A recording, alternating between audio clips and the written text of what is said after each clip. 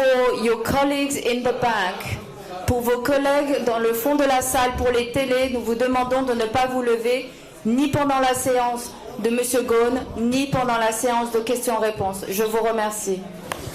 Il va là. On peut commencer. C'est pas trop non. C'est pas trop grave. Quelle heure il est 14h53. On va attendre 7 minutes. Si c'est pas des télévisions, on peut commencer avant l'heure. Vous pouvez commencer avant l'heure. On peut commencer avant l'heure. On a 5 minutes, mais on peut commencer avant. On peut commencer. Mais non, parce qu'il y a, le direct. Mais c'est pour ça que je comprends pas. Je vous attendais là. Parce que c'est pas c'est pas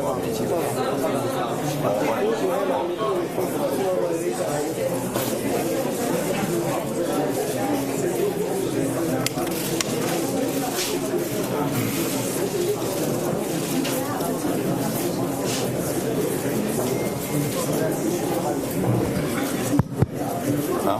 Vous pouvez y aller.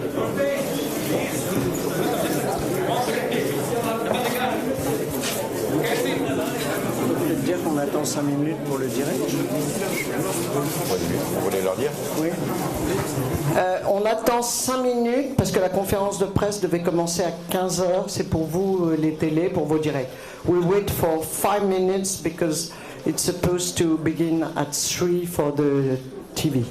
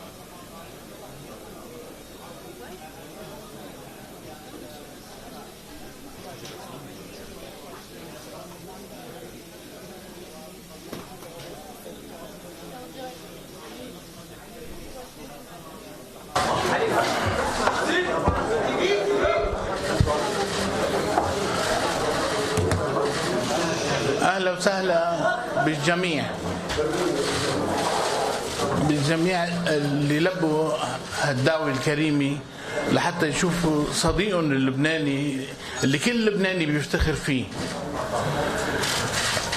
الأستاذ كارلوس غصن مش اسم عادي، اسم مميز. وهالجماعة هدول اللي جايين هاللبنانيين اللي شايفينهم هون لأنه المؤمنين فيه ومؤمنين بأنه قضيته عادلة، أنه هو رجل صالح. واللي بيعرف تاريخه للأستاذ كارلوس بيستغرب شو اللي عم بتصير.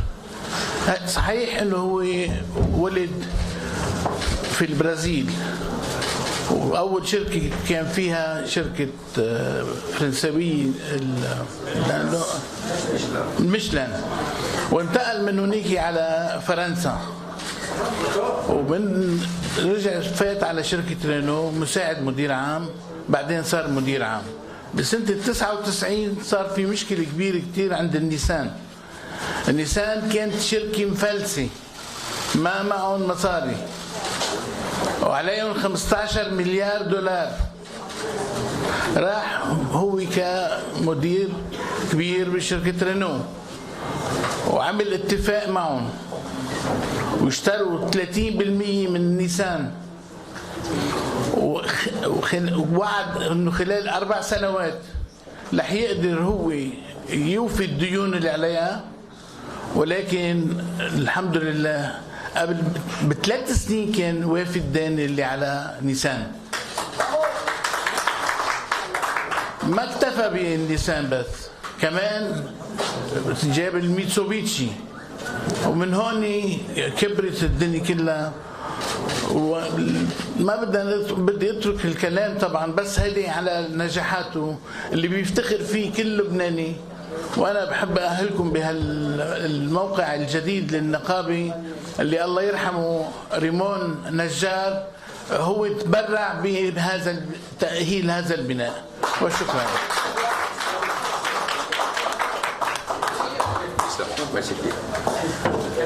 Okay. Ladies and gentlemen,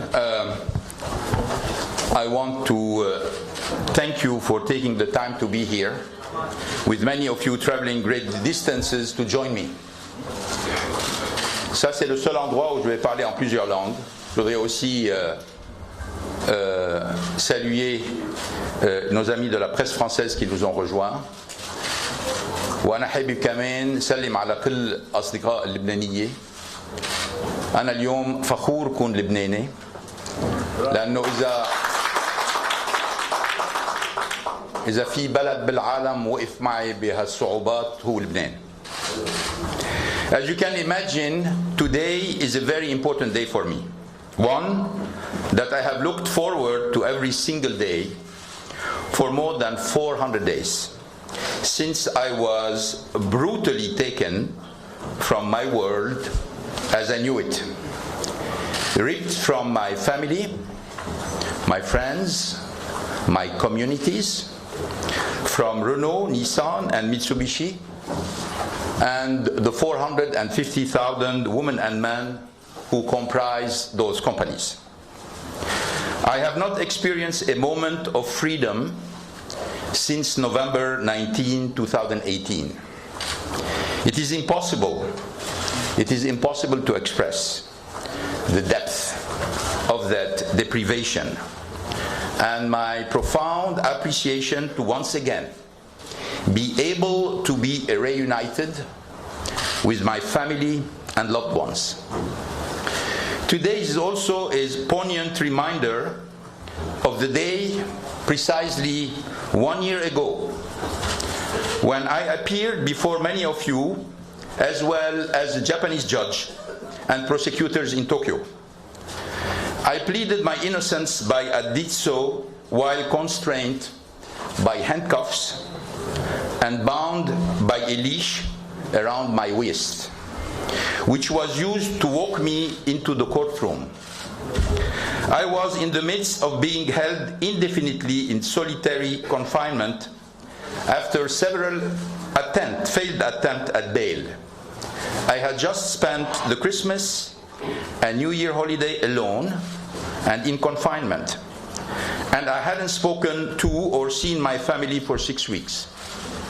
My only contact with them were letters shown to me by lawyers through a looking glass. I had spent the previous months being interrogated for up to 8 hours a day without any lawyers present, without an understanding of what exactly I was being accused of, without access to the evidence that justify this travesty against my human rights and dignity. It will get worse for you if you don't just confess, the prosecutor told me repeatedly, and this has been taped. You can look at the tapes because the tapes are being held. You can see how many times they came up about, you just confess and it will be over. And if you don't confess, not only we're going to go after you, we're going to go after your family. And we're going to discover many things. Every day I woke up on nights that I was able to sleep and to make a decision. Do I fight for my innocence or do I do as they say? And there was no end in sight. And those conditions remained more or less the same, day after day, week after week, month after month. The feeling of hopelessness was profound. And every day for over 130 days in detention, I fought for my innocence. When I was finally granted bail for the first time, and saw the opportunity to share with you all what I intend to share today, I was ruthlessly thrown back in solitary confinement within 24 hours, a confinement that flies in the face of global and United Nations standards of justice. This is why today is such an important occasion for me. I'm not here to talk about how I managed to leave Japan, although I can understand that you are interested in that. I'm here to talk about why I left. For the first time since this nightmare began, I can defend myself, speak freely, and answer your questions. It was very easy to beat on me while I was in prison. It was very, very easy to describe me the way I was described. Unfortunately, not only in Japan. But now I'm going to be able to speak with facts and datas and evidence, and hopefully you will discover the truth, not as it has been travestied by the people who are accusing me, or the people who join this accusation, or the accomplices, not only in Japan but outside Japan. But the reality is very different, and hopefully today you're going to discover it with me. I'm not here to victimize myself. I'm here to shed light on a system that violates the most basic principles of humanity.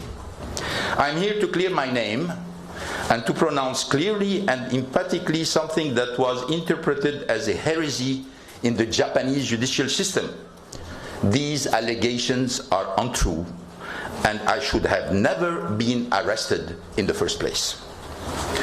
First, I would like to begin by expressing my profound gratitude to those who supported me during this unspeakable ordeal, in the face of a systematic campaign by a handful of malevolent actors to destroy my reputation and impugn my character. I'm grateful beyond words for the steadfast love and support of my family, my wife, Carol, my 4 children, my 3 sisters, my mother, Rose, Carol's children and family. They all endured unimaginable pain. They learned of my arrest and solitary confinement through the media. They were barred from seeing me or even speaking to me for months. They were targeted by relentless, shameless, baseless media attacks orchestrated by Japanese prosecutors, Nissan executives, and unfortunately many accomplices. I think of my supportive friends, as well as the numerous anonymous individuals who sent me letters of support while I was in the detention center of Kosuge. I think of the Lebanese authorities and citizens who never lost their faith in me. They showed the world that for a small country, Lebanese people have a big soul, they have a big heart, and a true sense of righteousness. I think of my lawyers around the globe who wage a valiant battle, putting their career on the line and devoting their full energy against a corrupt and hostile system that presumed my guilt from day one and was designed to break my spirit and coerce my confession. I also want to thank the human rights and criminal justice advocates globally, and particularly in Japan, who have fought tirelessly against insuperable odds to improve Japan's anachronistic and inhumane system of hostage justice. It is a system that is indifferent to the truth, indifferent to fairness and process, indifferent to fundamental civil liberties and accepted norms of justice. I also want to take a moment to mention Greg Kelly, an honorable man, husband and father, who was brutally torn from his word and his family on that November day, summoned to Tokyo under false pretenses by Harinada when he needed to stay home for an important surgery. Greg remains a victim of the Japanese hostage justice system with no trial date in sight 14 months after his arrest. While my plight has captured the headlines, we and you cannot forget Greg's ordeal and the pain he and family endure each day at the hands of the Japanese system. He is being punished precisely because he is honorable and refused to participate in a suspicious plea-bargaining agreement alongside Harinada and Onuma and probably many others. Thanks to the systematic leaking of false information and distorted information, and the intentional withholding of exculpatory information by the prosecutor and by Nissan, I was presumed guilty before the eyes of the world and subject to a system whose only objective is to coerce confessions, secure guilty pleas without regard to the truth. I have come to learn that my unimaginable ordeal over the past 14 months is the result of a handful of unscrupulous, vindictive individuals at Nissan, at the Latham and Watkins law firm, with the support of the Tokyo prosecutor office. It is important for me to emphasize that I'm not above the law, and I welcome the opportunity for the truth to come out and to have my name vindicated and my reputation restored. I did not escape justice. I fled injustice and persecution, political persecution. Having endured more than 400 days of inhumane treatment in a system designed to break me and unwilling to provide me even minimal justice, I was left with no other choice but to protect myself and my family. It was a difficult decision and a risk one only takes if resigned to the impossibility of a fair trial, with the strings being pulled and manipulated by those dead set on securing a confession or a conviction whose only goal is to save face.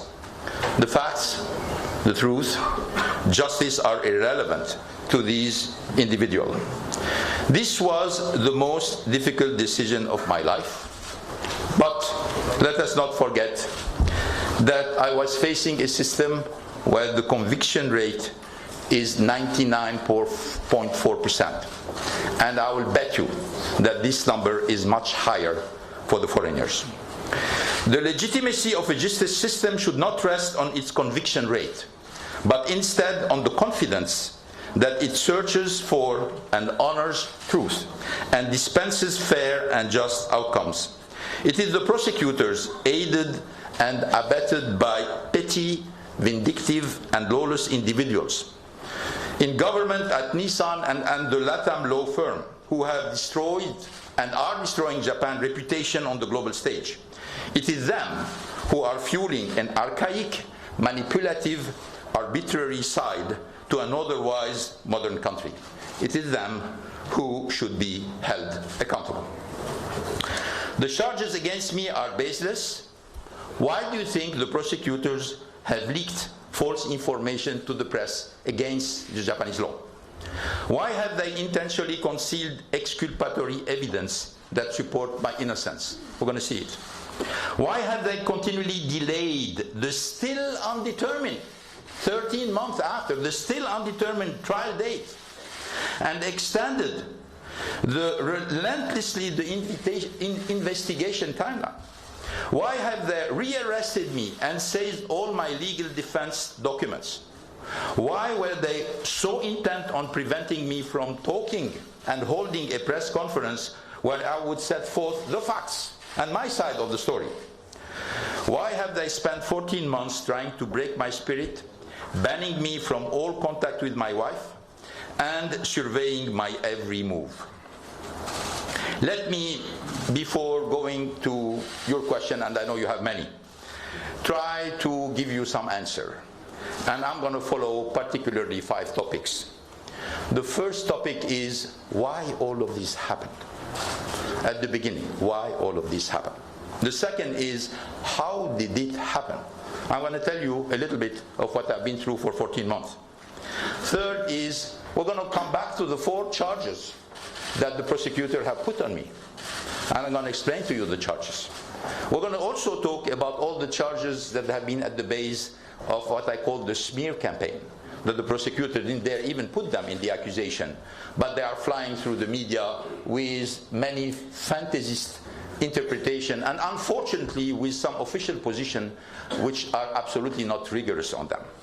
And finally, I'm going to do some words about the lines Renault and Nissan. Where are they today, 1 year later? What is the situation of these three entities 1 year later? And then I will let you answer all your questions.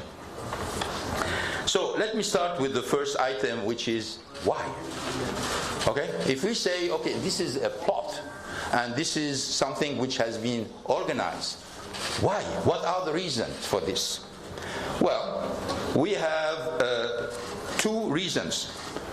There are probably many, but I'm going to give you the main one. The 2 main reasons for this to happen. The first one was the fact that Nissan performance unfortunately started to decline at the beginning of 2017. I will remind you that in October 2016, I have decided to remove myself from the operation of Nissan because I signed the deal with Mitsubishi, taking control of 34% of Mitsubishi, and Mitsubishi needed help. So I moved to Mitsubishi as chairman of the board, as future chairman of the board, to support Masuko-san into reviving this company. And I told Saikawa-san, okay, we're going to propose you as co-CEO. Yeah, but this is also something we should say. The CEOs are not named by their predecessor. They are named by the board. They are proposed by the predecessor, but it is the board decision. So when people say, oh, Monsieur Bolloré was named by Mr. Ghosn, wrong. Mr. Bolloré was named by the board. He was proposed by Carlos Ghosn, but he was named by the board. So when they say, oh, he was named by Mr. Ghosn, that means he has no legitimacy, it's dead wrong. It's not factual. The members of the board of Renault voted unanimously to nominate him as CEO. And 9 months later, that unanimously voted him down. That's the reality. So let's come back to our story about Saikawa. Nominated in October 2016, CEO of the company. I moved to Mitsubishi. I told him, now it's your turn. I promised that one day I will return this company after having been CEO for 17 years. After having been CEO for 17 years of a dead company in 1999. I left with him $20 billion in cash. A company which was profitable, which was growing, which was respected. A brand which was nowhere in 1999, which became one of the top 60 brands in the world. That's what I left with him. I told him, you take care of it, now it's your turn.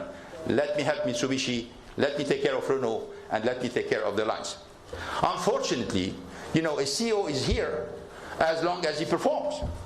I mean, I didn't stay 17 years head of Nissan because I was Carlos Ghosn. I was there only because I was performing. I was delivering growth, I was delivering profit, I was delivering cash flow, I was delivering dividends. That's our reason to be. Unfortunately, we started in 2017 to see a decline in the performance of the company. Obviously, many tough discussions. In 2018, another decline, many tough discussions.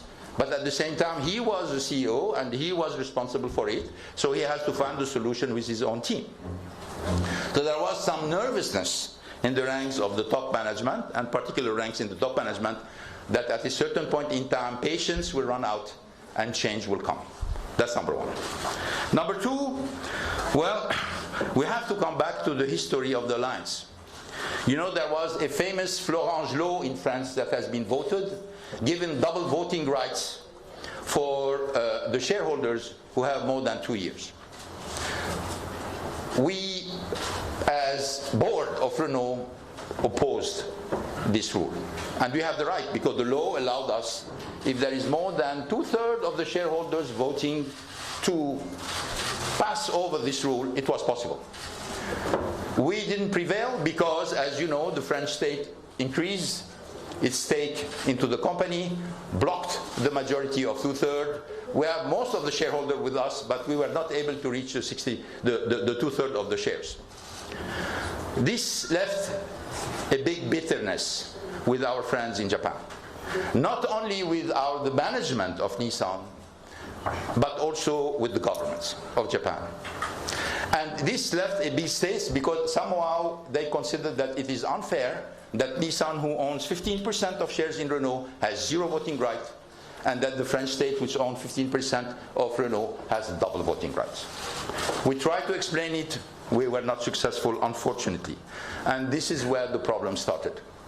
Because there started to be some kind of defiance from our Japanese colleagues, not only about the alliance, but also about me, particularly when I've been asked before renewing my mandate, which, by the way, I didn't ask for. I was ready to retire before June 2018. I was asked that I was probably the best person to continue for the next step of the alliance. And unfortunately, I accepted this offer. And probably one of the reasons for which I'm in this situation today is because I accepted this offer to continue to integrate the two companies, converge the two companies, always respecting the autonomy of each company, because this is a management belief that you're not going to make a strong company with people who are thinking they are second-rate citizens in a big organization. I want the Japanese to be proud of Alliance. I want Renault to be proud of the Alliance. I didn't want a first-rate citizen and a second-rate citizen. I want each company to be totally, and there was a system, I proposed a system to maintain that, even though I made the Alliance irreversible. Unfortunately, there was no trust. And some of our Japanese friends thought the only way to get rid of the influence of Renault on Nissan is to get rid of me, which unfortunately they were right, because when you see exactly what's happening today, where Renault has very little influence on what's going on in Nissan, even though they put a nice face on what's taking place, you know exactly that the Japanese have the right analysis by saying, we get rid of him, we will get much more autonomy for Nissan. Unfortunately, as you know, we're going to talk about the results. The results that were expected are not the one that everybody was hoping for. So, who are the people? I promised you a name. I'm going to give you names. Okay? Who was part of the plot? Obviously, Saikawa is part of the plot. Harinada is part of the plot, obviously, and Onuma, because they showed. But there are many other people. Toyoda, member of the board, was the link between the board of Nissan, and the authorities. Now, I can talk about what happens in the government of Japan. I can give you names, I know them. But I am in Lebanon. I respect Lebanon. And I respect the hospitality that has been extended to me by the authorities in Lebanon. And in no way I want to do anything or say anything that would make their task more difficult. So I'm imposing on myself silence on this part of the presentation, because in no way I want to show anything or say anything that would hurt the interest of the Lebanese people or the Lebanese government. So I will stop there for the government. Kawaguchi, Imazu, chief auditor, Toyoda, these are the main people. Obviously there are many other people participating to it, but I have all the names. I'm limiting to the main people who are involved. The prosecutor, I will mention some of the names. You're going to have the people who have been from all the sides of the fences, like the lawyer company LW that Nissan, that we were using in the past and continue to help Nissan, even though attacking some of the advice that they have given us when we were in charge, and now they are supporting the new team. So the story is very long, but I'm going to limit myself. How? Decline of the performance of Nissan, suspicion about the next step of the irreversibility of the lines. These are the two reasons for which this happened. How? I was arrested on November 19, 2018. I didn't suspect anything. And I didn't suspect anything because I was not anymore the CEO of the company, I was chairman. And now I delegate. Some people ask me, oh my God, that means you didn't look at this, you didn't mention this, you didn't suspect this. And it happened that it was a colleague, one of your colleagues from the US, and I say, you know, what happened in Pearl Harbor? Did you see Pearl Harbor happening? Did you see Pearl Harbor happening? Did you notice what happened in Pearl Harbor? You know, so you're telling me, you're asking me how did I notice? And I was not even in my country that something like this was being cooked against me. And you're telling me how I didn't notice it. And I didn't notice it because it is true that when it's planned and it's confidential and it's secret, well, it happens. And you'll be surprised, and I was surprised. There was a stage arrest. I've been told, I didn't know, that the word was led to know that I was arrested in the airplane. Bullshit. I was arrested in the airport. I came down from the airplane, I was taken in a car, I arrived to the passport, they told me there's a problem with my visa, they took me in a small room, and this is where I found Seki, prosecutor, telling me, I'm from the prosecutor office, I need to talk to you, and since then say, you cannot use anymore your phone, and I know I was arrested, I understand what's going on. And because I was surprised, I told him, okay, can I at least give a phone call to Nissan to send a lawyer? Well, obviously I didn't know that Nissan was behind it, and it was all staged way before between the prosecutor and the company. This is the way it happened. And from there they took me to Kosuge detention center. It took 5 hours between my arrest and me finding myself into a tiny cell in Kosuge. The collusion between Nissan and the prosecutor is everywhere. The only people who don't see it, maybe, are the people in Japan. They don't see this collusion. And I've been told this is totally illegal. How can it be illegal? And at the same time, we have so many traces, so many hands on the wall, and nobody's talking about them. Well, you don't see if you don't want to see. But the collusion between Nissan and the prosecutor is coming through witnesses who were in the headquarters of Nissan, who told me exactly what happened before I was arrested, all the preparation, all the visits, a lot of the meeting that took place between the prosecutors and Nissan, at least without counting officials. And I'm not going to talk about the official, as I said. So I was sent to the prison, and the prosecutor told me, well, we're going to arrest you for under-reporting your compensation. I was shocked at the beginning. Frankly, I couldn't understand that. I said, what compensation? And he said, yeah, we are arresting you for under-reporting a compensation that was not paid to you. Second surprise. Okay, so we're talking about something which was not paid for me. Yes. And then something which didn't go to the board, which means that it is not decided. So I was arrested for a compensation that was not fixed, that was not decided, and that was not paid. This is the reason of my arrest. This is the reason of my arrest. Well, I can tell you that in many countries, there is no reason to arrest. It's certainly not a criminal case. It's certainly not even an offense. Give you a name you know very well. Tanaka-san, professor of corporate law, Tokyo University, consulted 3 weeks ago by my lawyers. They put everything. Now that we have the documents, at least on the first charge from the prosecutor, again, 13 months after the arrest, we showed him everything. And we told him, Professor, please, tell us. He said, I'm quoting him, It is a shame that Japan arrested Mr. Ghosn for this. So we asked him to write, and he's going to write. Obviously, I don't know if he's going to continue to write it now. But he said, it's a shame, Professor Tanaka, University of Tokyo, corporate law. It's a shame that Mr. Ghosn was arrested for this. Let me continue. So, let me talk to you, and a little bit, I'm not going to talk too much about it.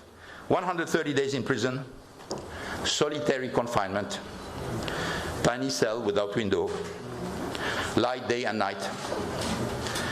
30 minutes per day, excluding weekend, because obviously there is not enough guard in the weekend. You can't go for 30 minutes outside. When there is a holiday, there is nobody. So you stay in your cell, you just get your food. For example, 6 days without any human contact during the New Year break. Shower twice a week. Tried to ask to have more, they said no. Prescribed medication is forbidden. You can get only the medicine from the prison. Interrogated days and night. It can happen in the morning, in the afternoon, at night, up to 8 hours, obviously without the presence of a lawyer. All of this is taped. Impossible to take to anyone. No one speaks English or French or anything. When we need something important, we have to bring somebody, and this guy is available once a week. Presumption of guilt prevail. Prosecutor from the beginning, they let me to know you're guilty. Don't play games, confess. And everything they were asking me is not to try to discover the truth, is to try to find reason to make sure that their accusation will be stronger. So I felt from the beginning that there was no interest into finding the truth. There was interest into trying to build a very strong case against me. And sent back to prison the day before the press conference to stop me from speaking out. Which is interesting is that after I was bailed out the second time, a new prosecutor in Japan has been nominated, and he was interviewed by the Japanese media. And Japanese media said, Mr. Prosecutor, why do you forbid Mr. Ghosn to talk to the press? He said, oh, no, we don't. We don't. He can't talk to the press. But we also can bring new charges. Which was a very simple message that, okay, yes, sure, he can talk to the press. But watch, and we can bring new charges. And they're very good at bringing charges, because as you know, yesterday, what a coincidence. Yesterday, obviously they can't put me back in prison, but they put a warrant arrest for my wife. Yesterday. On what? On declaration she made 9 months ago in front of the judge and with the prosecutor. And what is the reason? They said, oh, we suspect she said something which was wrong. 9 months later? You discovered this 9 months later? 1 day before this press conference? What a coincidence. What a coincidence. This is exactly the way it works. You talk, you go back to Kosuge. 9 months separated from my wife without any motive. Carol has a lot of courage. After I've been arrested, she left the country. Prosecutor asked her, why are you leaving the country? Well, obviously, they took her passport, they were very threatening, they left her without a telephone, they got her computer. She was left alone in Tokyo without anything. She left because she was afraid. But then when they start to say, oh, she has something to hide, she came back. 4 days later, she flew back.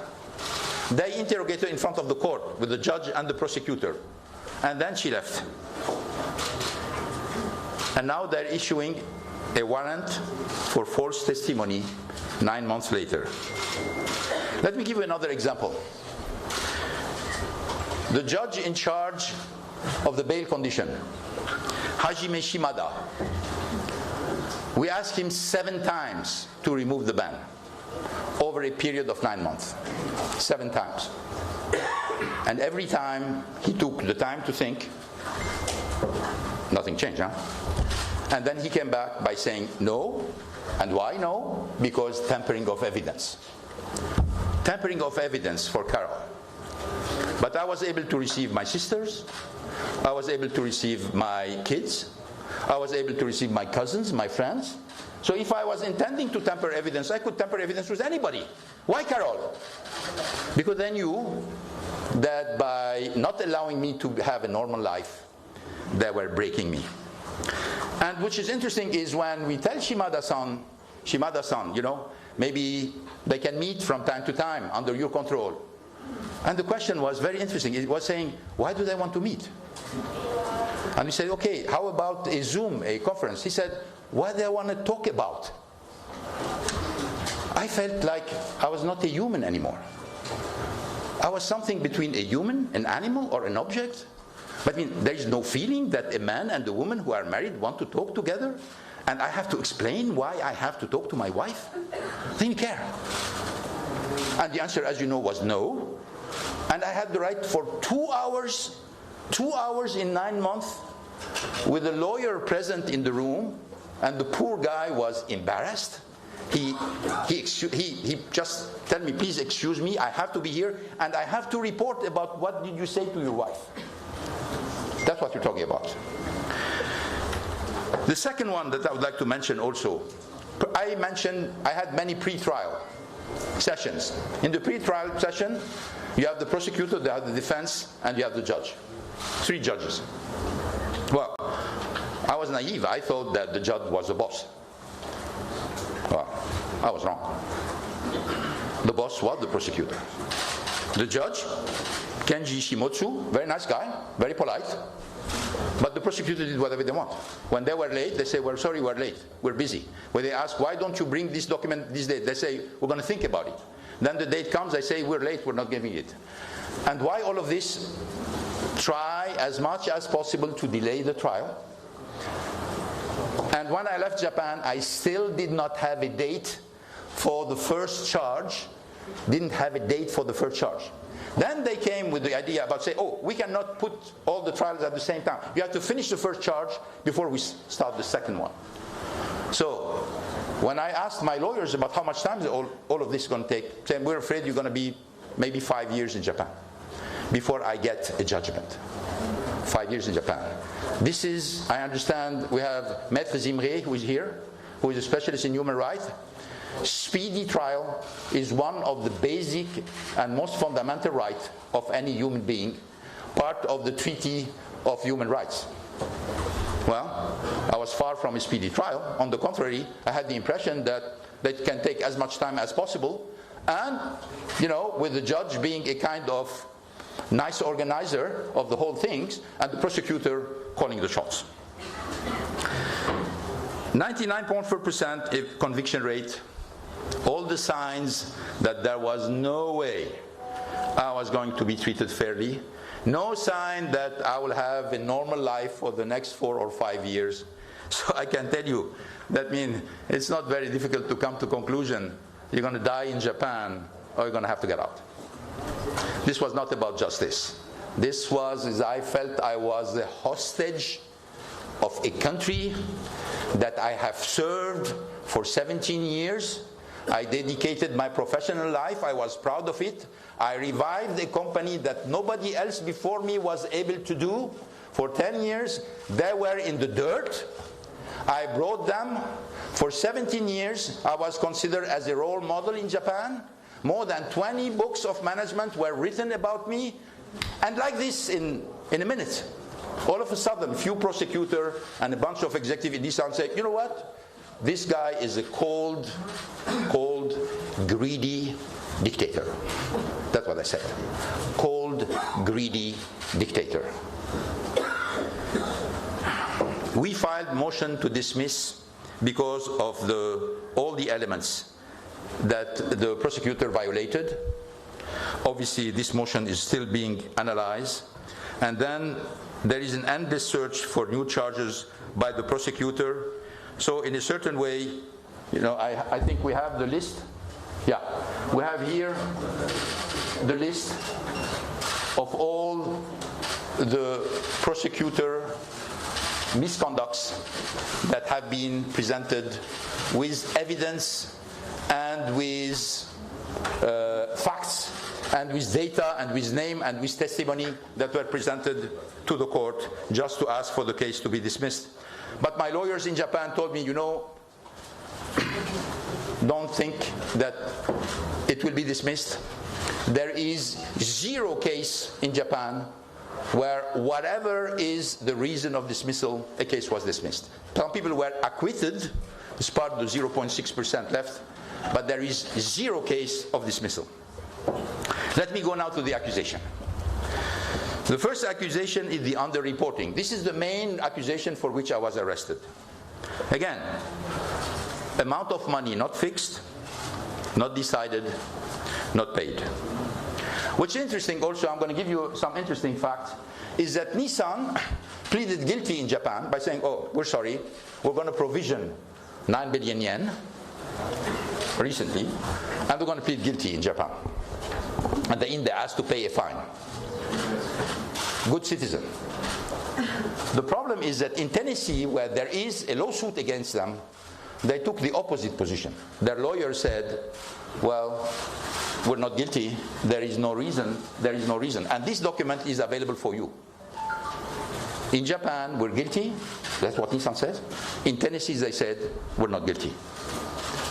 So, this document is available, we are sublined. The key sentences saying that, I just wanted to mention this for you, and we'll come back during the question and answer.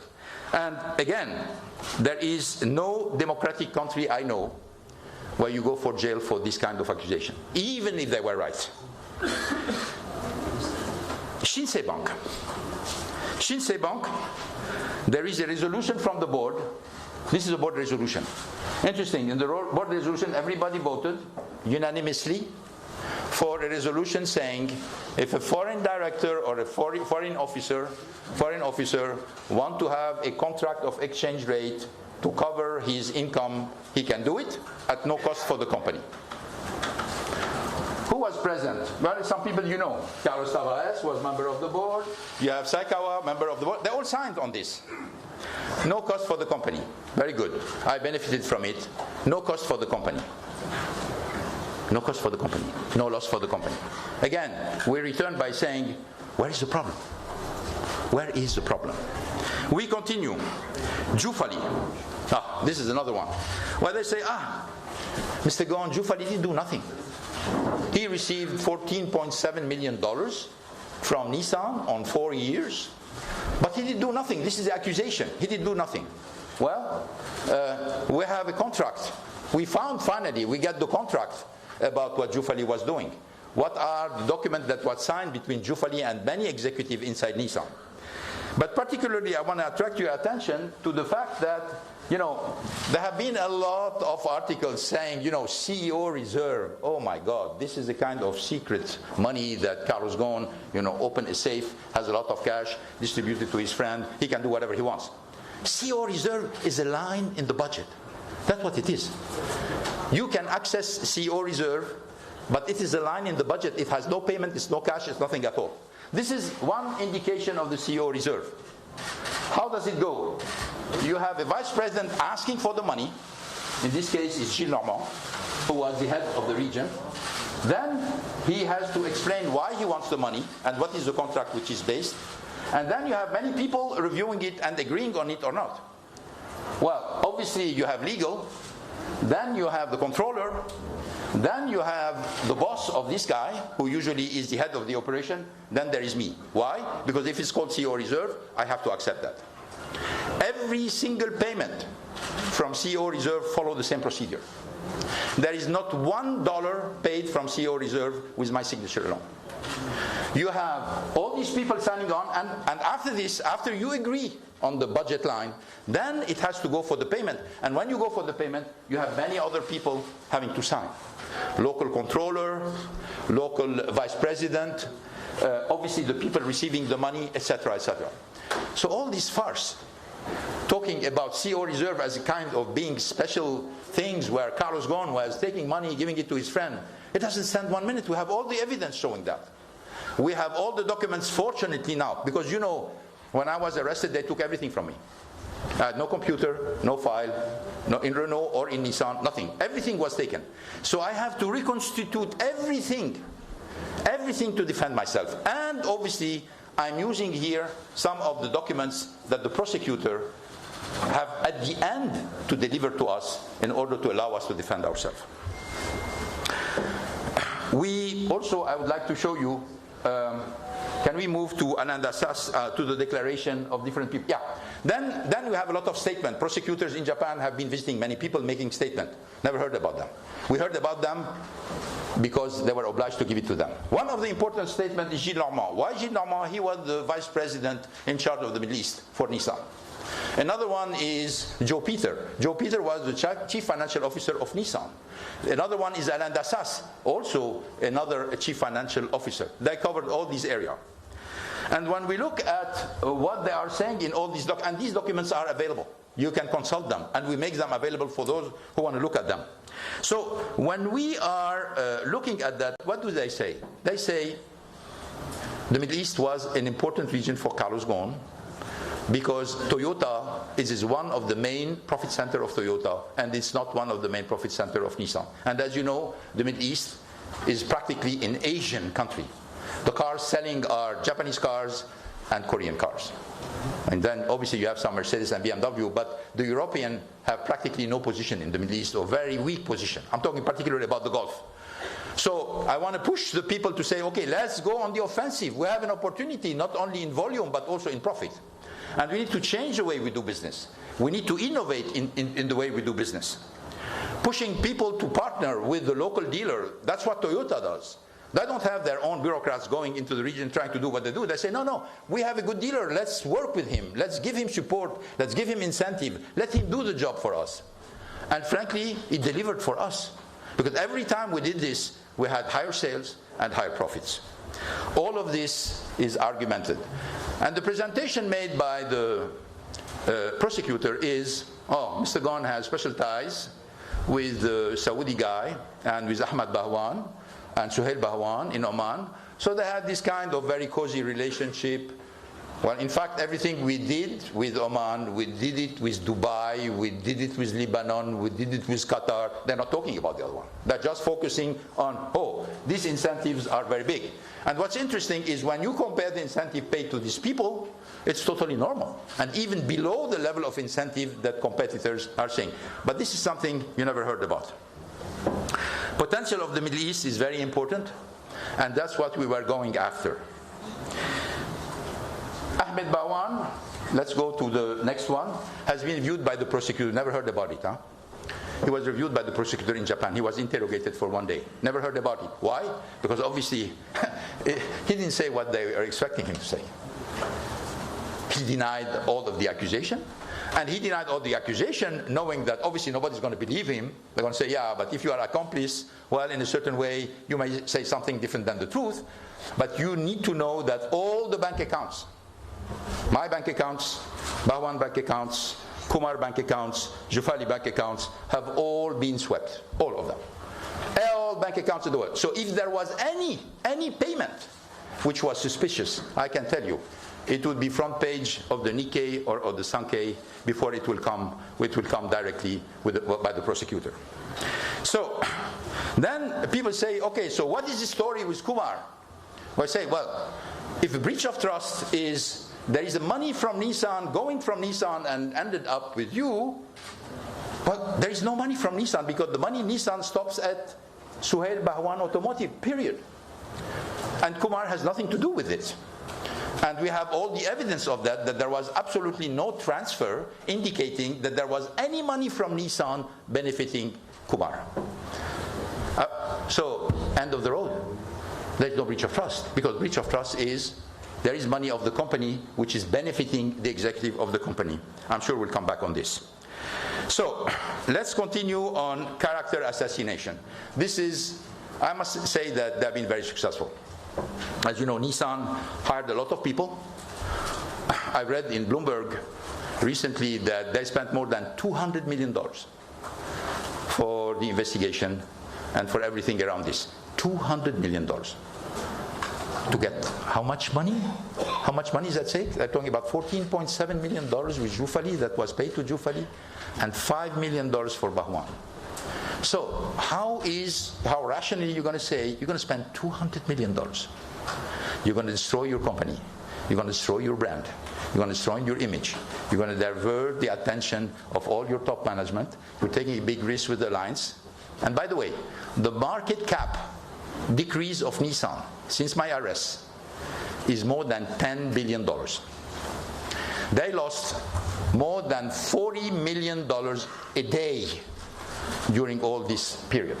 By the way, Renault is not better, because the market cap of Renault went down since my arrest by more than 5 billion euro, which means 20 million euro a day of quotation. 20 million euro a day. So when I hear a statement made by a French official saying, we need to concentrate on the 11 million euro of undefined expenses, I say, yes, sure. Why don't you come to me? I'll explain it to you. Nobody came to me. You make an audit, but the first person that should be, if for the audit to be valid, the contradictory of it, you should come to the main person and ask him the question. If you're not convinced by the question, then it's fine. But you don't even come to me to tell me about the planes, about the help to universities, the help to school. You know, you not come to me and you just say unexplained expenses.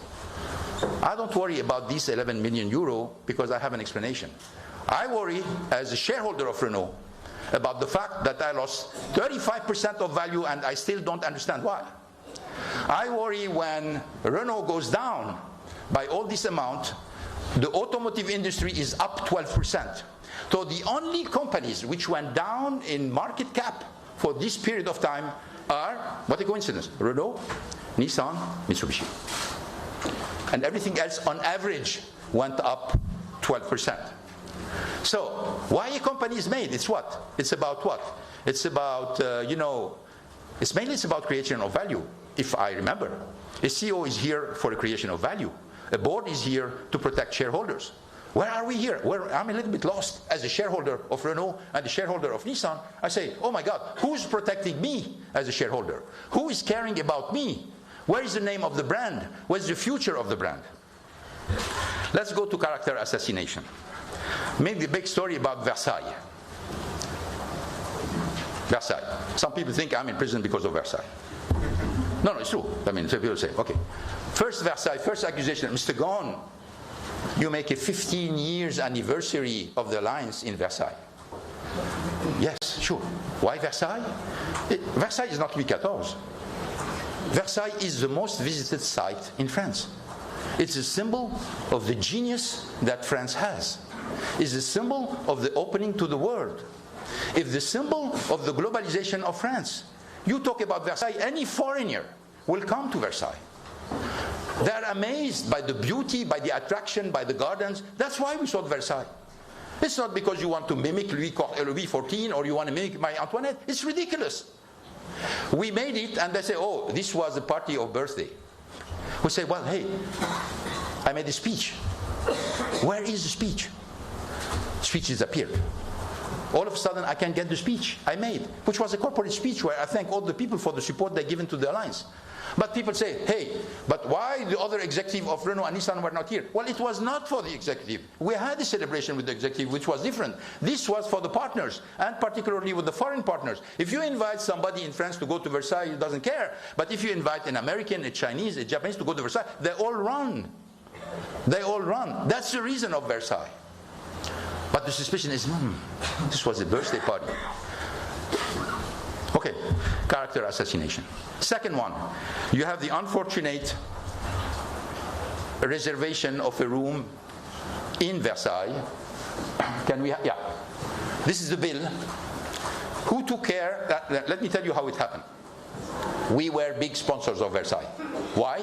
Because you know that Versailles doesn't have enough money to maintain the building. So they go to large corporation. They came to me and say, Mr. Ghosn, can you help us? I said, fine.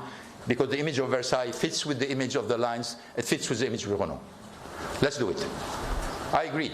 So we supported many things in Versailles. We supported recently the fact that we have redone le Salon de la Paix.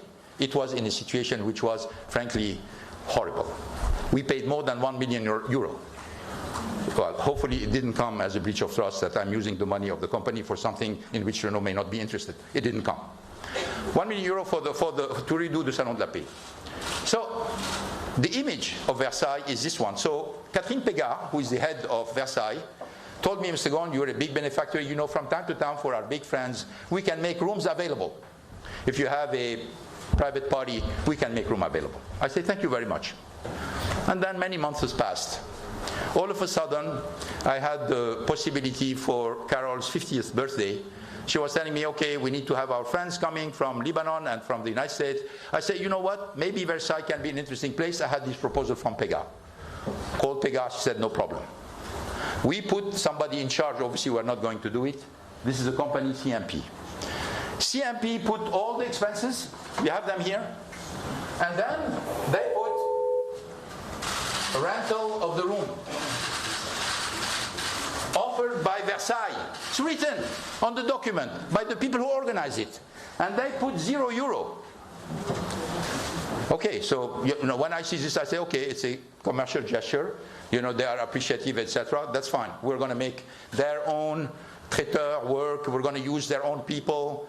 Because obviously this is not a very cheap party. So then I was surprised to see that this cost €50,000 because, I don't know what happened behind the scene, somebody went and said, no, you know what, we cannot pay 50,000, we cannot give as a present €50,000, we're going to deduct it from the credit that Renault earns by being a sponsor of Versailles. We said, okay, we're ready to pay, we didn't know. And we have all the documents to prove, and all the people involved, that we didn't know about it, nobody tells us. We thought that, in good faith, this was a kind of commercial gesture, which, by the way, benefiting Versailles because we use all the people who were working in Versailles. The houses, they say, oh, Mr. Ghosn, you have a house in Rio de Janeiro, house in Beirut, come on. Well, the houses all belong to Nissan. And say, oh my God, we are discovering this, you've done it secretly. Secretly? Let me show you the documents. This is the document signed by the two representative directors of Nissan, Greg Kelly and Hiroto Saikawa, 2013. And what this document says, use of company residential accommodation, Rio de Janeiro, Brazil, Beirut, Lebanon. Use it. And they say also that as long as he's working for the company, and we are committing that these houses can be sold back to him at book value at the end. So when I hear that everybody was surprised and we were doing this hidden, I say, oh my God. I mean, what kind of document you want more than this, where you two representative director plus legal, finance, treasury, the regional people who wrote this document? That means the whole thing doesn't make sense. Part of, by the way, this is not at all part of the charges, but this is part of the character assassination. The media jump on it. Let's continue. My sister Claudine, contract with my sister Claudine. They say, this is also, they make a contract, she didn't do anything. Well, she didn't do anything. Well, one of the reasons for which she was there, because she was the head of the Chamber of Commerce in Rio de Janeiro, and she was key for really benefiting from a huge incentive package and selecting Rio de Janeiro for the building of a more than $1 billion plant in Resende, in Rio de Janeiro, which exists today in Nissan. So, who were aware? Well, two representative directors are aware. The head of the operation of Brazil was aware. All the people who wired the money, transferred the money, were aware of it. Obviously now, people say, yeah, we're not sure. I mean, when Saikawa was asked about, hey, by the way, you signed this document. He said, yeah, I signed it. I read it in the press. Probably he said something like, he said, but I didn't pay attention. Or I didn't understand why I was signing this. But this kind of argument with him goes well with the prosecutor. That don't go well with me, but they go well with him. So let me go to the last point. RNBV. RNBV audit made by Mazar. You know that they went with an interim audit report to the board of Renault. Interim audit report.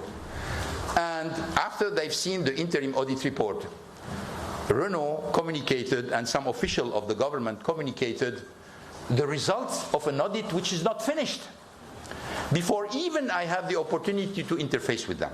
They had many questions for me. But they didn't even have the opportunity to ask me this.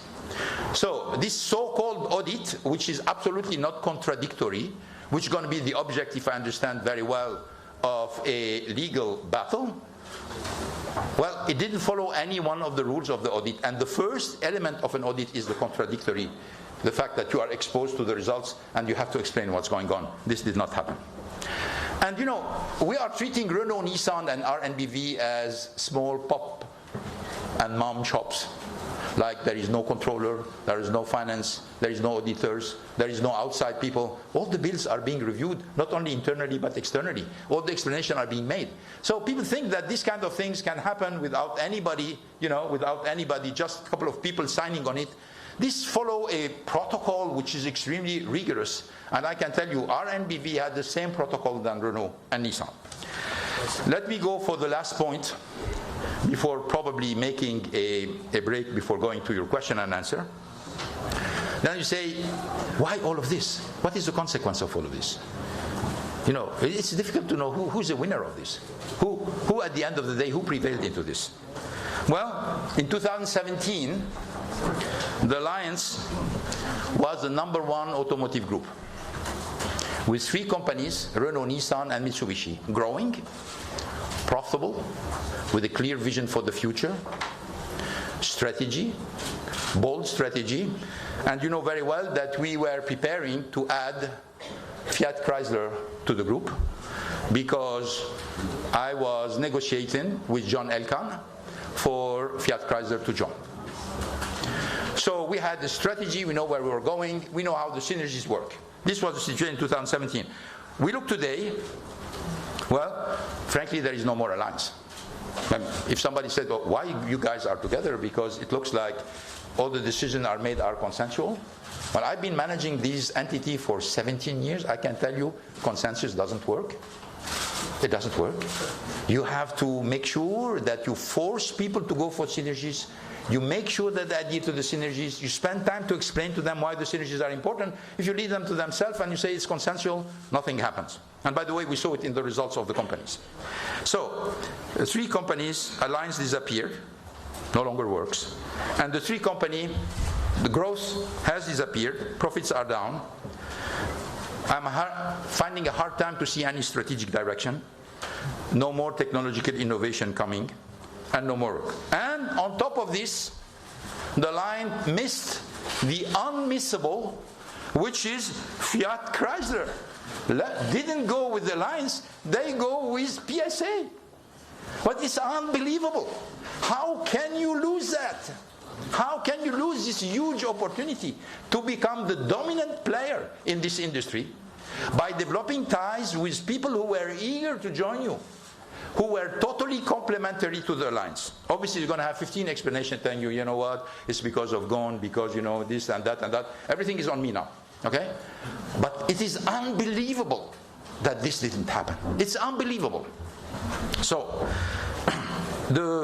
what I would like to say is, this is not a common case where you say, oh, Mr. Ghosn, you know what, you know, he didn't, and the media, sometimes they say he didn't pay taxes.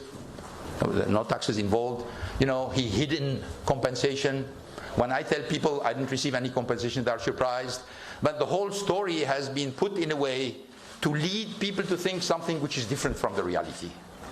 Okay? And I must admit, they are very good at it. This is probably the only way. This is the only thing on which they are good. Because on everything else, which is a raison sociale of a car maker, is to make good cars, sell a lot of them, develop the technology, see the car of the future, make a profit, make cash, pay a good dividend, and increase the shareholder. Yeah, they said, we want to turn the Ghosn page. Well, they've been very successful. They turned the Ghosn page. They turned the Ghosn page because there is no more growth, there is no more increase of profit, there is no more strategic initiatives, there is no more technology, and there is no more alliance. What we see today is a masquerade of an alliance that obviously, with all the people who are involved, is not going to go anywhere. So that's why I'm telling you, this is political. This is political. There is a lot of tentative to present it as a, you know, common case of somebody who has crossed boundaries. No, there is no crossing of boundaries. I am innocent of all the charges, all of them. And I can prove it now because I start to have a lot of documents, and there are many more documents to come. And that's what I wanted to say today. I left Japan because I wanted justice. That's why I left Japan. I didn't run from justice. I want justice because justice is the only way I'm going to establish my reputation, and the only way what I've done during my life is going to be recognized to its value. And if I don't get it in Japan, I'm going to get it somewhere else. Thank you for your attention. And now let me, before we make the break, just final point, particularly for our Japanese friend. I was painted in the media in Japan called greedy dictator. That's it. Everything is called greedy dictator. Called saying he doesn't like Japan. He doesn't like Japanese. He's a kind of mercenary here for the money. It's wrong. I like Japan. I like the people in Japan. I can tell you that for the many months where I was on bail, I was walking everywhere in Tokyo alone. I had no bodyguard. I went to restaurants, I went to movie, and people were greeting me. They were telling me, "Gambate kudasai, Gon-san." They were saying, "We're sorry about happening to you. We hope you continue to love Japan." This is the people on the street. Because the people on the street do not think 1 second that after celebrating this guy Jean, for 17 years, all of a sudden he became a villain. They don't understand it. They don't believe it. They don't even understand the accusation. So, and when they say I don't love Japan, let's make some history, a little bit of history. I revived Nissan. I went back. We crossed the financial crisis together. When the tsunami hit Japan, I was the first foreigner to come back to Japan. If you remember, I was the first one. Because it happened that I was in France on an executive committee. I was the first foreigner to come back in Japan when everybody was leaving Japan. And I was the first one to dare going to Iwaki plant, which was near Fukushima. Because in Fukushima, if you remember, you had the nuclear leaks. And nobody dared to go to Iwaki because of the nuclear leaks. I had to go by myself and call the suppliers and call the employees to say, we're going to rebuild the plant together. I have my kids in Japan, educated in Japan. I lived in Japan. I refused to abandon Nissan only because I cared about the country and they cared about the company. So I'm asking one question. I'm not cold toward Japan. I love Japan. Why Japan is paying me with evil for the good I think I've done to the country? I don't understand that. I profoundly don't understand that. Because I know Japanese people are not like this. The second thing is they're greedy. They say, I'm greedy. I'm greedy. In 2009, Steve Ratner, who was Obama car czar, General Motors was down, Chrysler was down, he came to me and said, I talked to the president, we want you to become the CEO of General Motors. He has written this in his book, so I'm not telling you stories. You can look at the book. And he was offering me a pay which was double my pay. I said, you know what, I understand your offer is very attractive, but a captain of a ship doesn't leave the ship when the ship is in difficulty. This is not a greedy guy talking. A greedy guy would say, sorry guys, this is business, I'm going to go for my own interest, and frankly, I made a mistake. I recognize it today. I should have offered, I should have accepted the offer, but I have my beliefs, and I followed my beliefs. Then, so this is about greedy. The third thing is about dictator. Well, did I discover I'm a dictator in 2018? For 2007, for 17 years I'm a CEO of the company. I had 20 books. You have so many professors coming. I have so many cases in Harvard, Stanford, INSEAD, HEC, Waseda, Keio, all of them coming, all the professors analyzing this. Nobody discovered I was a dictator. All these people who have made the analysis have made all the cases. Nobody had a doubt that I was a dictator. This whole thing, which was very elegantly fabricated, imposed on the Japanese public. But you know what? The public did not react in function of what they said. Because I tell you, I didn't have a bodyguard. I walked in Japan all the time, by myself or one of my kids. We have never been bothered by anybody. We have always been received very well in all the restaurants and the places that we have visited. But they tarnished my reputation in many other countries where the fact that you have power or you're supposed to have money, you're already guilty. Well, it was not the same treatment, as you know. We're going to stop here and make a small break. On enchaîne? I can continue, but maybe. We're just going to do a break for those who want audio translations. We're going to provide some audio translation. So please ask for it, because Mr. Ghosn will be answering questions asked in Arabic, questions in English, and questions in French, Thank you very much. And question in Portuguese, Sure.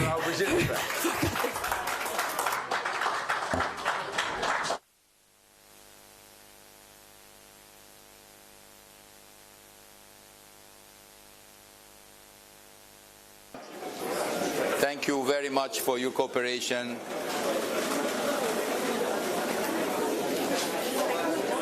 Thank you. Merci beaucoup. يسلموا ديتكم يا شباب، بس إذا بتساعدونا بس يا مش الحال. يلا. We're gonna try. Okay. Please, if we can have a little bit of calm and shut down the door. Okay. What we're going to try to do is go by region. I don't want to have all the questions from Japan or all the. Okay. So we have the Lebanese here. Where are the Lebanese? Everywhere. Okay.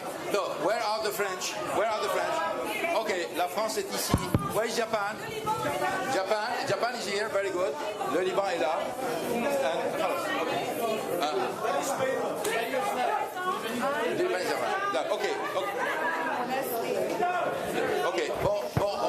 Please, okay, let's go ahead. I'm going to try as much as possible to answer as many questions as possible. So we're going to do it in a disciplined way.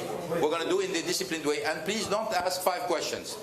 Just if possible, one or two. I'm trying to answer, and then we're going to move around. Okay? Very good. Qu'est-ce qu'il y a? On y va là? Okay. Okay. Let's start. Look, we are in Lebanon. First question, Lebanon. No, he rose his hand. Yeah. Okay. Good morning, Mr. Ghosn. Jean Akhoul, MTV. بالعربي. Yeah, you can choose the language you want. Okay. أولاً بالنسبة you want me to the podium? No, I try to be as much as possible. Oh, it's okay. For you, I will do it. It's okay. That's fine. Okay. رح نحترم بس الرغبة إنه ما نوقف بسبب الكاميرايات. Yeah, please go ahead. السؤال الأول يتعلق بظروف الهروب. حددت أنه ما بدك تحكي بالتفاصيل، ولكن هناك العديد من الروايات التي تحدث فيها الإعلام. هل رح تكشف تفاصيل هالهروب؟ وهل صحيح أنك وقعت عقد مع نتفليكس واتفقت مع أحد المنتجين لتصويره بطريقة فيلم؟ والسؤال الثاني عن المرحلة المقبلة بلبنان، هل هناك حديث عن إمكانية توليك منصب رسمي أو مساعدة لبنان اقتصاديا وسياسيا؟ Okay. مسيو غسن، ثاني سؤال مارلان خليفة، هل بتعتقد هل وضعت استراتيجية دفاعية لإلك، وهل بتعتقد انه دفاعك عن نفسك من لبنان بيقوي موقفك او بيضعفه؟ اوكي. راح جاوب بالعربي. انت بتسالني سؤال بالعربي بجاوب بالعربي. اولا ما في كونترا مع نتفليكس. في كثير اساطير بالجرايد. Il faut les télés se plaignent là. Oui. في كثير اساطير بالجرايد. بدنا ننتبه عليهم. ما في كونتراكت مع نتفليكس. ثانيا انا مش رح احكي عن كيف ظهرت من اليابان، لانه مثل ما بتعرف رح اعرض كذا شخص الى مشاكل مهمه. يعني ما بقدر كمان الناس اللي ساعدوني ابرم ظهري طالما انا برات اليابان، ما بقدر. لازم احترم بحترمهم، مشان هيك ما عم بحكي، مش انه ما عم بحكي لانه عم خبي شيء، ما بحكي لانه بدي دافع عن الناس اللي ساعدهم. وما في كونتراكت مع نتفليكس.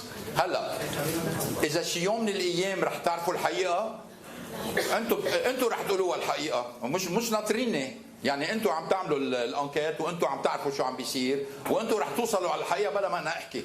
هلا معقولي انا يوم من الايام بعد 20 سنه اقول لكم مزبوط اما غلط، بس مش رح احكي عن كيف ظهرت من اليابان. اوكي Monsieur Ghosn, c'est avec moi. Monsieur Ghosn. لحظة Monsieur Ghosn, micro معي. Madame, vous êtes ما جاوبت. presse française, je vous en prie, allez-y. لحظة بس Monsieur Ghosn لأنه اعطوه الميكرو، اعملوا معروف، اعطوه الميكرو، رح ارجع لك وحياتك رح ارجع لك. يلا. Oui, Monsieur Ghosn, bonjour, Gaëtan Mélin, BFM TV. Je voulais savoir, tous ces documents que vous nous avez présentés, est-ce que vous êtes en mesure de nous les fournir pour ensuite pouvoir les examiner et montrer que ces documents sont la preuve de ce que vous avancez, à savoir que ces montages financiers n'existent pas? Je suis prêt à vous remettre tous les documents que je vous ai montrés. Il y en a d'autres que je ne vous ai pas montrés. Je vais montrer un spécimen de ce que nous avons reçu. Je peux vous dire qu'il y a plein d'autres documents sur lesquels maintenant qu'on va pouvoir retirer. Parce que vous savez, avant, j'étais en prison, j'étais au Japon, je ne pouvais pas parler. Donc il y a beaucoup de gens qui se taisaient. Maintenant, il y a beaucoup de gens qui vont parler. Et là, vous allez voir apparaître tout d'un coup des tas de documents qui vont aller dans ce sens-là. Moi, ce que je demande, c'est que mes avocats, et particulièrement Maître Abou Jaoudé qui est présent et qui fait partie de... Vous pouvez le joindre, il mettra à votre disposition les documents qui vont expliquer tout ce que je vous ai dit. Monsieur Ghosn. بس بدي أسألك سؤال، أنت لبناني وعندك خبرة فظيعة ونجحت بحياتك وخدمت كل هالعالم اللي عندهم أزمات اقتصادية كبيرة. لبنان اليوم عم بيعيش أكبر أزمة بتاريخه اقتصادية. أنت بتقدر تعطي لبنان من خبرتك لحتى ينجح ويخلص من الأزمة؟ شكرا. أنا ماني رجل سياسي ولا عندي أي طموح سياسي، بس بدي تعرف. بس إذا مين ما كان طلب مني إنه أنا حط خبرتي تأخدم البلد، أنا مستعد. إذا طلب مني تحط خدمتي، بس مش كسياسي، ما بدي وظيفة، ما بدي رتبة، ما بدي شيء منه. بس إذا مثلا حدا بالحكم إجا طلب رأيي، أما طلب أقدر ساعد هالشخص حتى حسن وضع البلد، أنا كل خبرتي بحطها تحت تصرف لبنان. Monsieur Ghosn, لا C'est qui ça? موناليزا نهار. تفضلي. قلت بكلامك انه اليابان حست انه الشغله الوحيده اللي تخلص او الطريقه الوحيده اللي تخلص نيسان من نفوذ رونو هي انه تتخلص من كارلوس غوسن. شو كان موقف الحكومه يعني كيف تعتبر تعامل الحكومه الفرنسيه مع محنتك بين توقيفك باليابان؟ الحكومة الفرنسية عم بتقول انه هي عم بتجرب تحسن العلاقات مع اليابانية، ومشان هيك ما عم تعمل اي خطوة تبين انه عم تتحدى اليابانية. اوكي، هيدا الموقف الحكومة الفرنسية مثل ما بفهموا. لا اوكي، سو برازيل Brasília. Roberto. O senhor tem muitos amigos no Brasil, foi presidente da Michelin lá, é amigo do ministro Paulo Guedes. A sua mãe mora no Brasil, suas irmãs moram no Brasil. Eu lhe pergunto, o governo brasileiro lhe tratou bem? Eu soube que o presidente Bolsonaro ligou para sua irmã. E a embaixada brasileira no Brasil, como foi o tratamento? Olha, os brasileiros, o cônsul do Brasil no Japão foi muito amigo, muito querido. Ele realmente cuidou de mim durante o período que foi muito difícil para mim. Você conhece ele, João Mendonça, com a família dele, ele tratou com muito carinho. Agora, você sabe porque o presidente Bolsonaro faz um anúncio no jornal onde alguém fez uma pergunta para ele se ele está pronto para falar do meu caso com as autoridades japonesas. Se eu me lembro, ele falou que ele não quis fazer isso para não atrapalhar as autoridades japonesas. Bom, claro que eu não gosto desse tipo de declaração. Agora, eu respeito esse tipo de declaração, mas eu estava esperando um pouco mais ajuda da parte do governo brasileiro, que não aconteceu, infelizmente. Bon, attendez, oui. Est-ce qu'on peut avoir une autre région? Alors, on a France, Liban. Can we have the US? The US? Where is the US, by the way? Yeah. Okay, US is here. Mr. Ghosn? Please, US. Okay. Yeah, okay. Okay. So, Nick Kostoff from the Wall Street Journal. Yes. I'm curious as to what your plan is now, because it seems to me it's going to be difficult to find a legal forum in which to clear your name.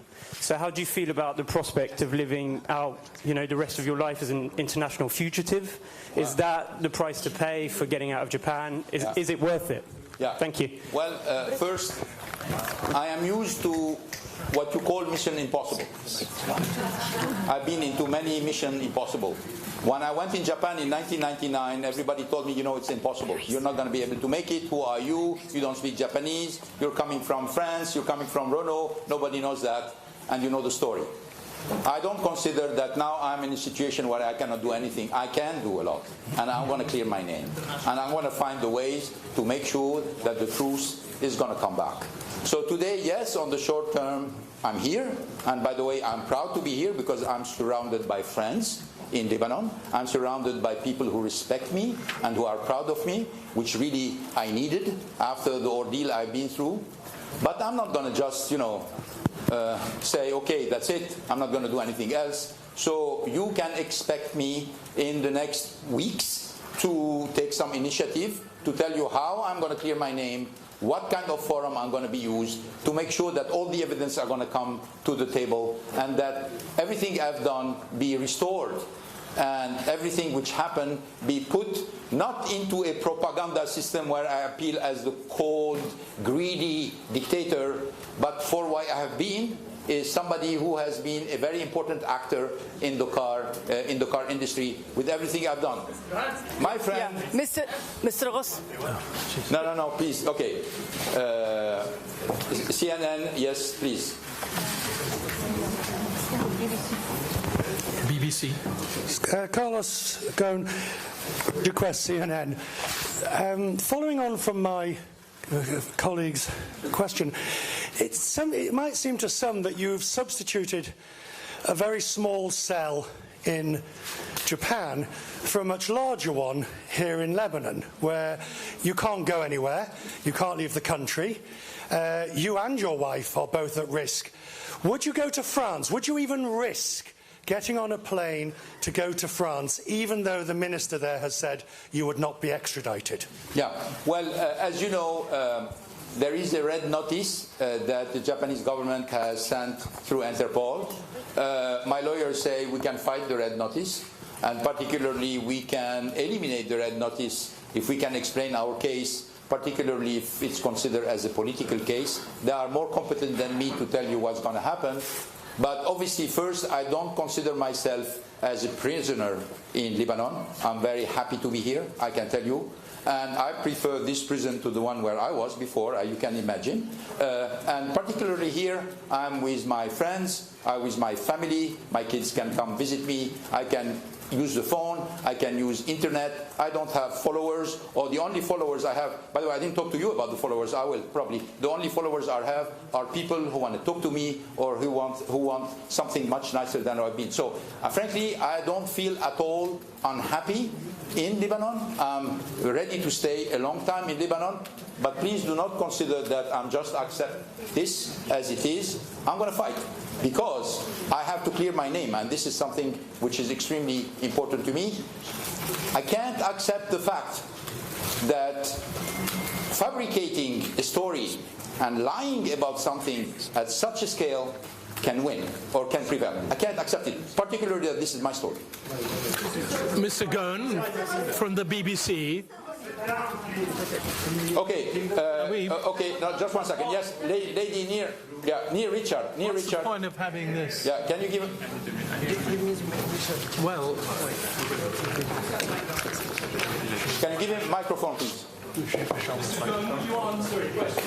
Is this the microphone? Yes, I'm coming back to you. This is no. Please, For the mic. go ahead. The question is, hi, Michelle Caruso Cabrera, CNBC. You said that you want Nissan to have autonomy, but autonomy needs to be earned. Yeah. It sounds like it's contradictory to me. Did you ever propose a merger, a full-on merger between Nissan and Renault? I didn't. I proposed a holding company where you have one share for the lines. That means there is no more Renault share, Nissan share. There is one share which is an aligned share, but you have a Nissan operation based in Japan, you have a Renault operation based in France, you keep the headquarters, but you have only one board. So you will have different headquarters, different brand, different executive committee, one board, one share. That's what I was proposing. So it was not a full merger. Because in a full merger, you have one headquarter, you have one board, you have one executive committee, which was not the case. So I was trying as much as possible to overcome the resistance coming from the Japanese to wanting to be very autonomous, and at the same time, from the other side, the willingness of the French to go for a full merger. So I thought that the holding company, the way I was presenting, was a very good balance between the wish of a full merger from one side and the desire for autonomy. But as you know, at the end of the day, one side said, why do we need all of this?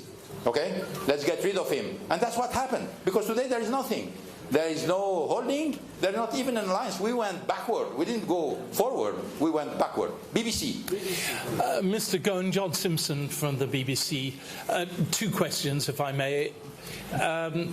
You say, and it's understandable, you don't want to cause a fuss between Lebanon and Japan, but it's clear that you say there's been a conspiracy. How high up in the Japanese system does that conspiracy go? Does it go up perhaps to the very top, would you believe?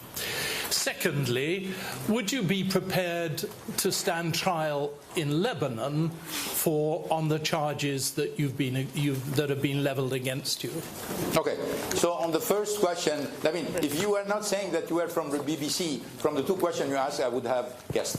You know, so for the first question, you said I don't personally think that the top level was involved. If this is your question, I don't think. If you're talking about Abe-san, I don't think Abe-san was involved.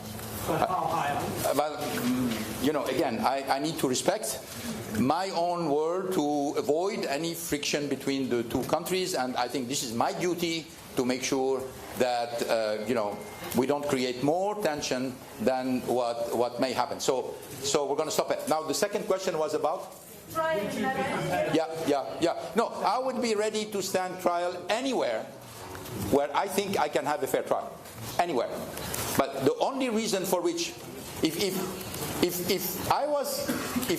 somebody could guarantee to me, which was not the case of my lawyers, when I asked my lawyers many times, and they will tell you that, in Japan, will I have a fair trial? They were very embarrassed. They told me, we're going to do everything for you to have a fair trial.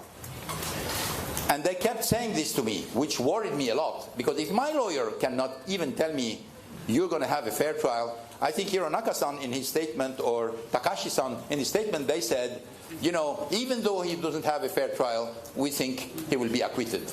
Because of the strength of the argument they have in hand.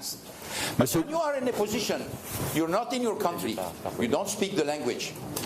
People tell you you're 99.4% conviction rate. Estimate is all of this because you have the first trial, the appeal, and then eventually Supreme Court. Then the second trial, the appeal, Supreme Court. 5 years. 5 years estimate, no guarantee. 5 years of trial. After this, a 99.4% of conviction rate. Oh my God, that means I was seeing myself staying practically all my life in Japan. By the way, deprived from my wife, because there was absolutely no sign they were going to release a ban from my wife.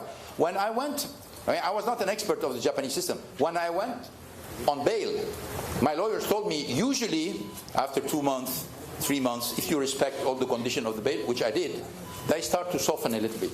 You can start to use your phone, you can use your email at home, maybe you can see your wife. That's what they told me. 9 months later, nothing was softened. Not one thing was softened.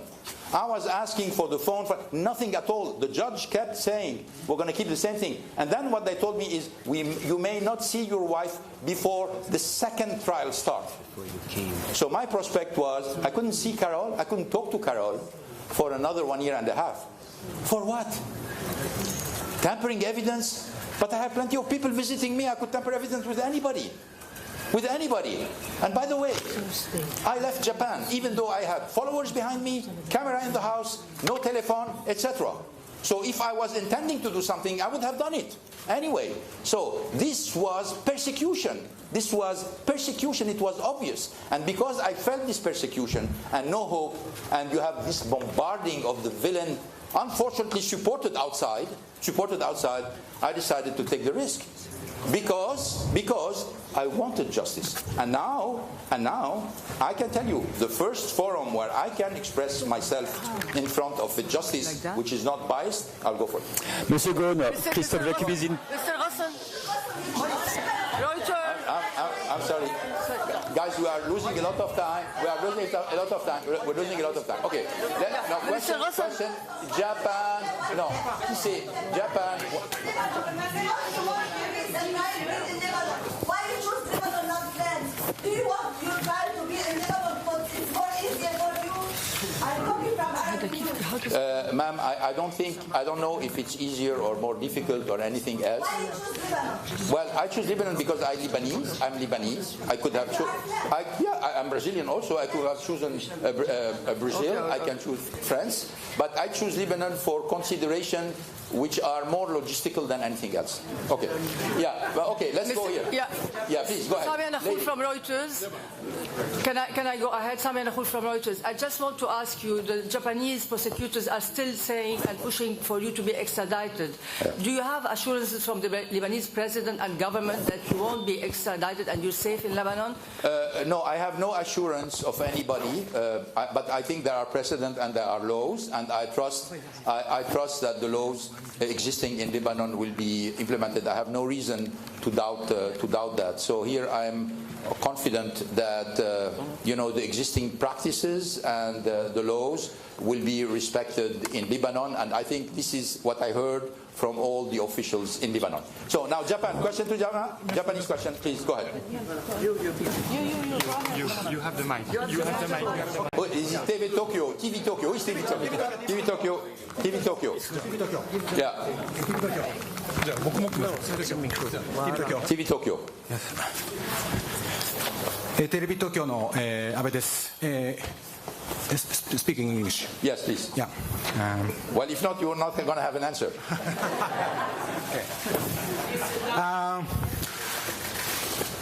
You were a respected CEO in Japan, but you broke Japanese law to be here. Isn't it wrong? Please let the Japanese people know your thought. My what? Broke. My thought. Yeah, okay. Your thought. Yeah. I will. Yeah, to Japanese people. Well, obviously, again, let's go back to your question. As you said, I was, and I still think I am, for at least part of the population, a respected businessman in Japan. And I remember I had many meetings with the press, and the press even, which is not very favorable to me, who told me nobody contests the fact that you have revived Nissan, nobody contests the fact you have done good things in Japan because all the other CEOs were following some of the practices that you introduced in 1999, etc. Nobody contests that, okay? But you need to defend these charges. Okay, you have charges against you, you need to defend them, which is exactly what I want to do. But how can I defend myself if I am denied justice? If I am denied the tool to defend myself? How can I defend myself? Yeah, I mean, obviously, breaking the law in Japan because I got out of Japan is a problem. But don't you think it's a problem that the prosecutor broke 10 laws in Japan following and nobody cares? Nobody cares. I mean, they broke the law. I mean, you know very well that there is a law in Japan saying the prosecutor cannot leak. You know that, okay? You know that. But you know they leak. Everybody tells you they leak. All the journalists come tell me, you know, we heard this from the prosecutor. Okay, they're breaking the law. But nobody cares. So why me breaking the law is a problem when the prosecutor breaking 10 laws is not a problem and nobody cares? So at a certain point in time, when you are in a situation where you only guy you have to respect the law and everybody else doesn't respect the law and nobody cares, you say it's a rigged system. It's a rigged system. And I don't think, and frankly, I don't think Japan deserves that. I don't think Japanese people are like that. As I told you, I like Japan. I like Japanese people. I spent 17 years. I don't regret it. I don't regret it. I'm telling you. What I regret is specific nomination I've done inside the company, because at the end of the day, I was damn wrong on the people. I regret that. But the Japanese people have been good to me. And my intention is not to hurt Japan or to hurt the Japanese people. But why am I being paid with the evil? Why? What did I do? Why I've been treated like a terrorist in Japan? Like somebody who's going to hurt other people? What did I do to deserve this treatment? That's what I don't understand. Okay. Yes. Thank you. Okay. Yes. Second question for Japan, and then we please go ahead. Yes, I am from a Japanese publishing company, Shogakkan, and the News Weekly Post, News Post 7. Yes, and I was firstly very surprised that there were so few Japanese media here, and you didn't let other Japanese media in. And why you selected like that, or you have some kind of anger against Japanese media, or another thing is that how we don't have any information about how you were treated in prison, and could you tell us a little bit detail? Look, I am not segregating against Japanese media. I know that a lot of colleagues are outside, but frankly, if you've been selected, in my opinion, it's because the only people who tried to be objective into the situation, and all the other people were being sourced at the prosecutors. Okay, so frankly, introducing people who are a relay for the prosecutor propaganda is not any advantage for me. I want to talk with people who can analyze the facts and who can talk about the fact. But doesn't mean I'm running from them. I can tell you, when we finish, I'm going to go see them and tell them hello, and I have nothing against you. But I wanted here in the room the BBC, the CNN, the CBS, the An-Nahar, the LBC, etc., the Globo, because these are people who are big media and who are going to be very objective in front of the case. They're not going to be sweet to me, but they're going to be factual. While, you know, most of their colleagues, for 14 months, they have been telling everything Nissan and the prosecutors are saying. Every single thing, without any single sense of analysis, without any single sense of criticism. That's why I think, you know, unfortunately this is a room, it's already full. If I add all the Japanese media here, it would not have been possible. But I'm not running from them. And I'm counting on you to carry the message. Monsieur Ghosn, Christophe Jacubizide de BFM Business, vous nous avez dit qu'il y avait deux raisons pour que toute cette affaire commence. Ouais. La première, c'était les performances moins bonnes de Nissan. La deuxième, c'est le droit de vote double instauré par l'État français en 2015. Est-ce que vous tenez responsable, le ministre de l'économie de l'époque, de l'avoir institué? Je rappelle qu'il s'appelait à l'époque Emmanuel Macron. Oui, non, je suis navré, mais vous avez mal compris ce que je voulais dire. Le premier élément, ce que j'ai dit, bien sûr, c'est le déclin de la performance de Nissan, dont Saikawa est responsable. Saikawa a commencé à dire « Ah, c'est hérité d'une situation, Monsieur Ghosn, etc. » La performance, au bout de 3 ans, n'est plus de la responsabilité de la personne qui a précédé, elle est de votre responsabilité. Puis je trouve lamentable, quand quelqu'un prend la direction générale d'un groupe, il doit assumer le groupe. C'est fini, c'est lui qui est en charge. Moi, quand je suis arrivé en 99, j'ai pas dit tous les cons qui étaient avec moi n'ont pas fait leur boulot, j'ai rien dit. J'ai dit voilà la situation de l'entreprise et on va aller à partir de ce moment-là. Et c'est pourquoi les gens m'ont respecté, parce que je n'ai pas critiqué mes prédécesseurs, je n'ai pas utilisé des moyens parce qu'ils ne pouvaient plus se prononcer compte tenu de la situation lamentable dans laquelle j'ai trouvé Nissan. Je ne l'ai pas fait.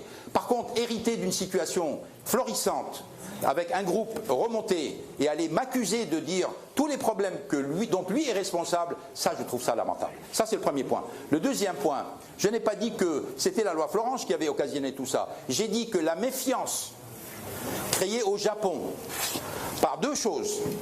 D'un côté, la loi Florange, c'est pas la loi Florange, parce qu'on aurait pu très bien accepter la loi Florange et donner le droit de vote aux Japonais. Il n'y aurait pas de problème. Hein. Mais le fait que, un, on a voté la loi Florange, et deux, on a refusé on a refusé, par la pression de l'État bien sûr, de donner le droit de vote à Nissan. C'est ça qui a provoqué la méfiance de nos amis japonais. Ça c'est le premier point. Mais deuxièmement, quand effectivement mon mandat est venu en question, il y a eu des tas de déclarations de tous les gens qui veulent s'occuper de Renault, qui ne sont pas dans Renault d'ailleurs, et qui veulent s'occuper de Renault. Nous faisons la stratégie de l'entreprise, nous allons nous préoccuper de ceci ou de cela. Bon, ça fait peur. Ça fait peur quand vous avez des gens qui ne sont pas compétents, qui commencent à dire « nous allons faire la stratégie de l'entreprise, nous allons faire telle et telle décision », ça fait très peur.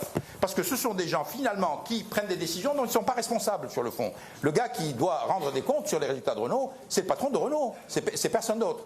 Donc quand je dis que le point n'est pas la loi Florange, c'est le fait qu'on a refusé aux Japonais un droit de vote, ce qui a créé un doute. Et deuxièmement, le fait qu'on a dit il faut à tout prix, M. Ghosn a la responsabilité de créer une alliance irréversible, ce que j'ai accepté.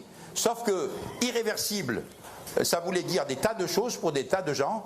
Et pour beaucoup de Japonais, irréversible, ça faisait une fusion, ce qui n'était pas du tout mon intention. Moi j'ai dit si vous voulez une fusion, c'est quelqu'un d'autre qui va la faire, c'est pas moi. Moi j'y crois pas. Je pense qu'une fusion est impossible à manager, et je l'avais dit très clairement. Donc tout le monde avait accepté que c'était plutôt quelque chose dans laquelle on allait vers une irréversibilité tout en respectant l'autonomie des entreprises. Voilà, donc pour que l'on soit très clair. مارون نصيف LBC International.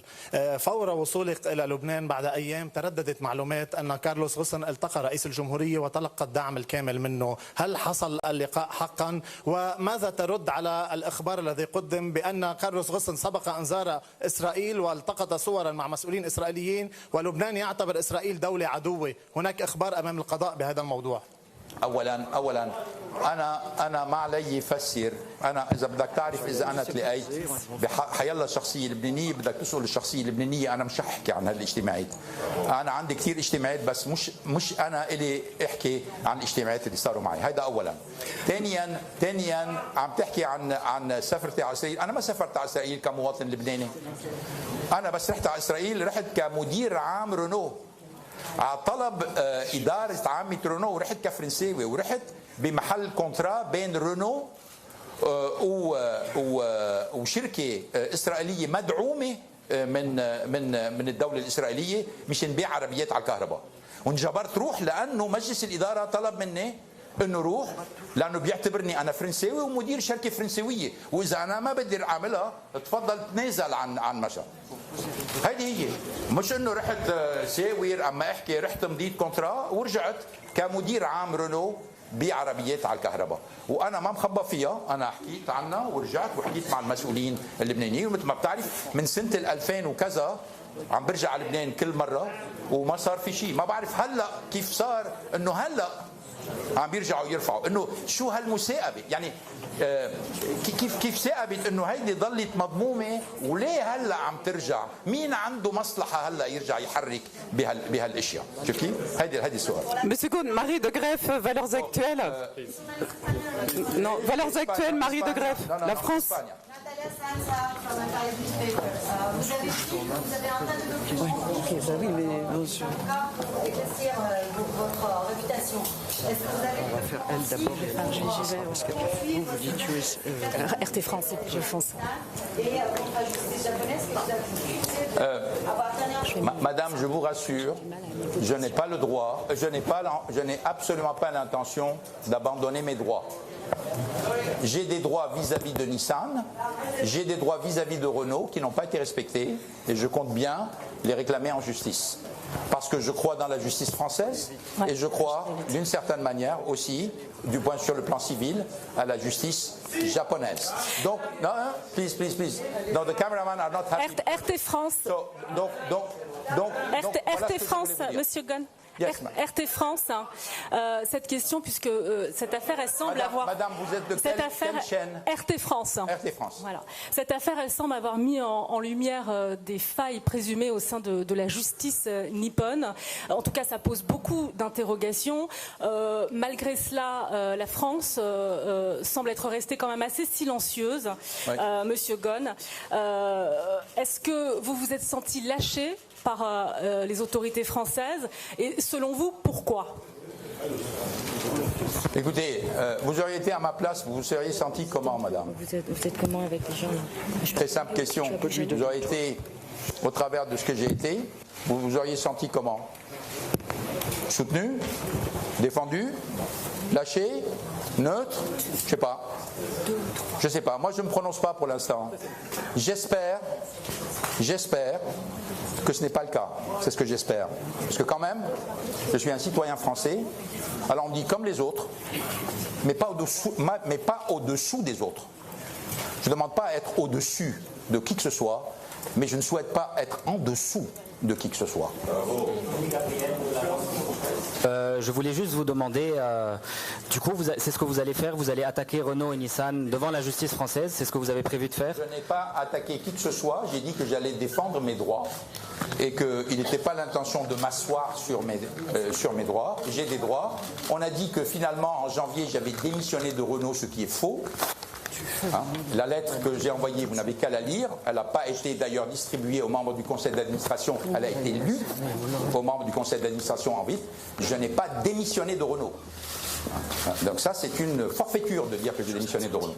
Je me suis retiré pour permettre à Renault de fonctionner normalement alors que j'étais en prison. Et dire que ça, c'est une démission, c'est quand même un travestissement de la réalité. Or, j'ai demandé à partir à la retraite et je défendrai mes droits en tant que personne qui a travaillé autant d'années, qui a rendu autant de services et qui a droit à une retraite. Je ne peux pas vous dire ce que je vais faire. Je vous dis, je vais défendre mes droits. Oui. Ok. Attendez. رضوان مرتضى من جريدة الأخبار. Alors, attendez. Can I ask one question? Is there any citizenship that did not talk? رضوان مرتضى من جريدة الأخبار. جريدة الأخبار؟ جريدة الأخبار. تفضل. يعطيك العافية والحمد لله على السلامة. في سؤال هو استكمال للسؤال اللي سأله زميلي حول زيارة إسرائيل. أنت قلت أنه رحت كنت ممثل لشركة، لكن أنك أنت رحت بال2008 يعني بعد سنتين على حرب تموز. يعني كانت أيدي المسؤولين الإسرائيليين اللي أنت صفحتها ما كانت جفت من دم اللبنانيين اللي ماتوا. أنت حكيت عن معاناة، حكيت عن ظلم تعرضت له باليابان، انحرمت من مرتك كارول لسنة ونص. في كتير من الأسرى موجودين عند هيدا العدو. سؤالي أنا، ولو أنك أنت رحت كممثل لشركة، هل تعتذر للبنانيين على هيدي الزيارة؟ وهل تعتبر إسرائيل عدو؟ هل بعتبر شو يعني؟ هل تعتبر إسرائيل عدو؟ وهل تعتذر؟ أنا معلوم بعتذر بالزيارة، وأنا كنت كثير مأثر بس شفت انه قصه الشعب اللبناني تاثر فيها، لانه اخر شغله كان بدي اعملها انه ادقر الشعب اللبناني، هيدي اخر شغله عملتها.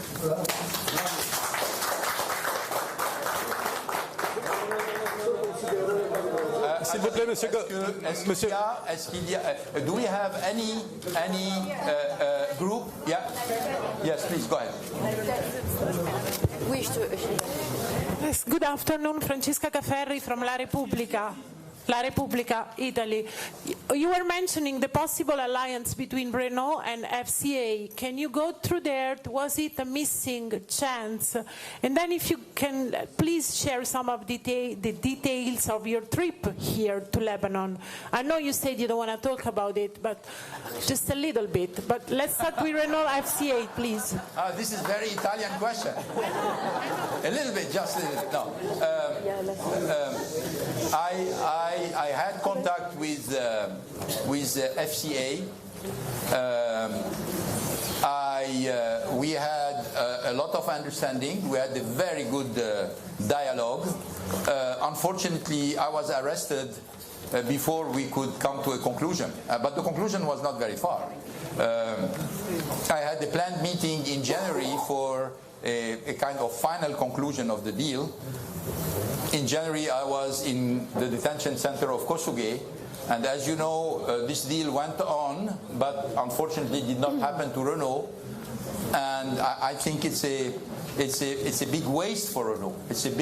I think it's a great opportunity for PSA, but it's a great waste for Renault. That's what I'm saying.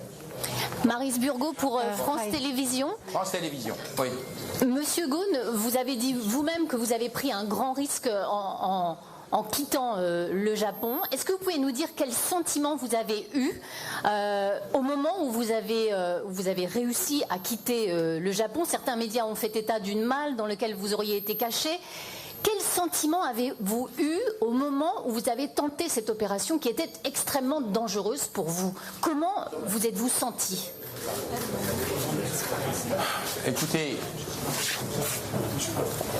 moi quelque part, le 19 novembre 2018, j'ai senti, c'est comme si j'étais décédé.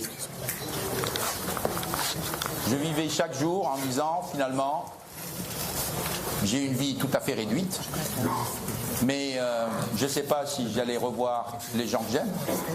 J'ai plongé dans un système que je ne comprenais pas. C'est comme si j'étais mort. Vous savez, quand vous passez par une période comme ça, vous êtes paralysé, vous êtes, je ne dirais pas hypnotisé, vous êtes anesthésié. Voilà, vous vous anesthésiez parce que vous vous protégez contre la souffrance. Vous vous anesthésiez. Donc vous anesthésiez, vous ne supportez plus la musique, vous ne supportez plus des souvenirs, vous ne supportez plus les photos, parce que quelque part vous ne voulez pas revenir en arrière. C'est votre façon de survivre cette période. Quand j'ai vu que j'étais sorti, c'est comme si quelque part je revenais à la vie.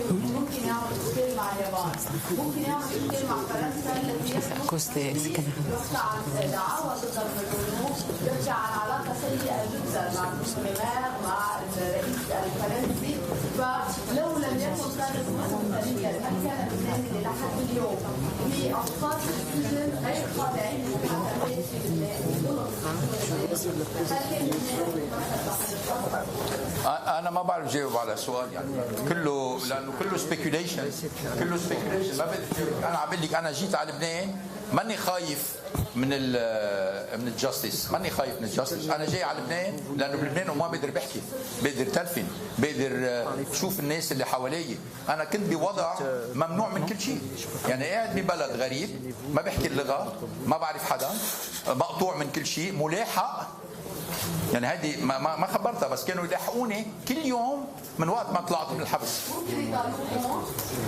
ما بفكر يعني ان شاء الله لا بس عم بقول انه مستر حسن Carmen o globo Carmen Labacchi o globo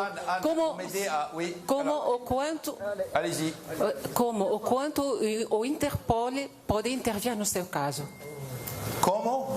O quanto o Interpol pode intervir no seu caso? Olha, eu não sou especialista desse tipo de coisas, mas meus advogados, o que eles falam é que Interpol não tem nenhuma jurisdição dentro do Líbano. O que tem jurisdição dentro do Líbano é o governo libanês. Agora, se você atravessa as fronteiras libanesas e você vai para um país que tem um acordo com o Interpol, lá você tem um problema. Então, o único jeito de resolver o problema é de ir para a Interpol, defender teu caso, para eles remover o cartão vermelho. Essa é a única coisa. Mr. Ghosn, thank you. Mr. Ghosn, Jonathan Rugman from Channel 4 News in the UK. You must be worried. You must be worried that this affair is going to haunt you for the rest of your life, because people will say, if a guy is prepared to escape from Japan in a box, well, there's no smoke without fire. What do you say to that? Well, you know, there have been many stories about how I escaped, who I escaped, and we heard a lot of things which are contradictory, which obviously I'm not going to come back to it. You know, you're going to have always a lot of people who tell you there is no smoke without fire, okay? Which is fair, which always give the advantage to anybody who attacks you. If I'm going to go and tell a lot of stories about you, and they are not true, and you have a lot of people around you say, oh, there is no smoke without fire, so no matter how much lies I put, some of them are going to stick to you. This is the advantage of who is on the offensive. And in this case, that's what's happening. I was an easy target. Why? Because I was renowned. I was a foreigner. So it was very easy to say, this guy has overcome all the limits. He has hidden compensation he didn't receive. He has asked for this, etc. It's very easy. It's very easy to do it. Yes, it's true. You're right. A lot of people are going to say, he escaped because he's guilty. But I'm telling you, I didn't escape because I'm guilty.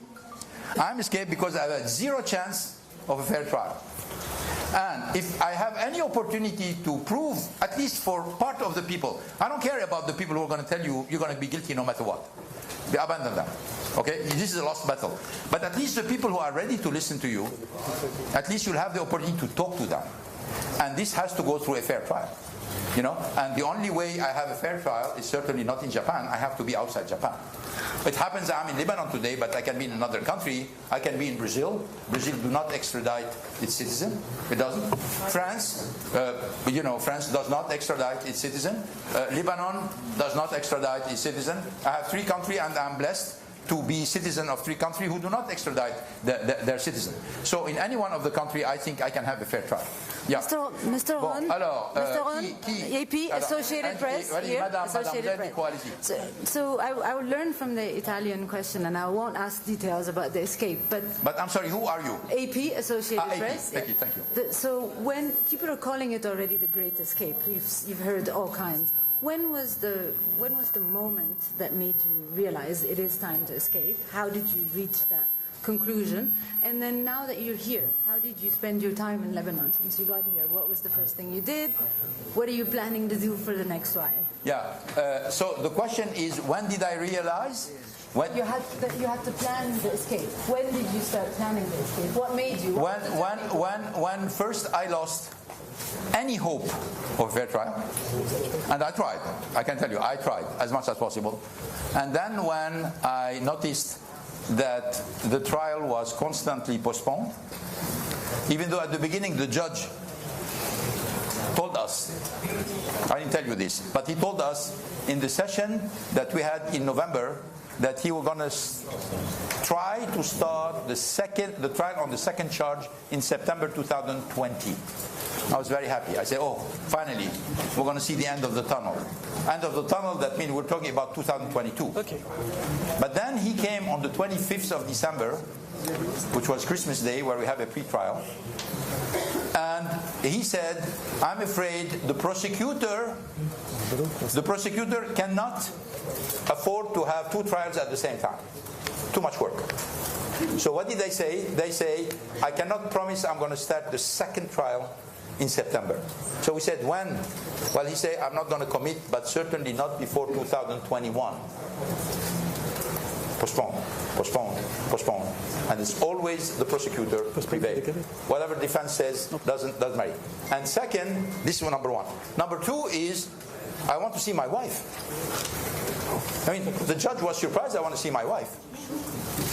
But maybe for a lot of people it would have been not a punishment not to see their wife, but for me it was.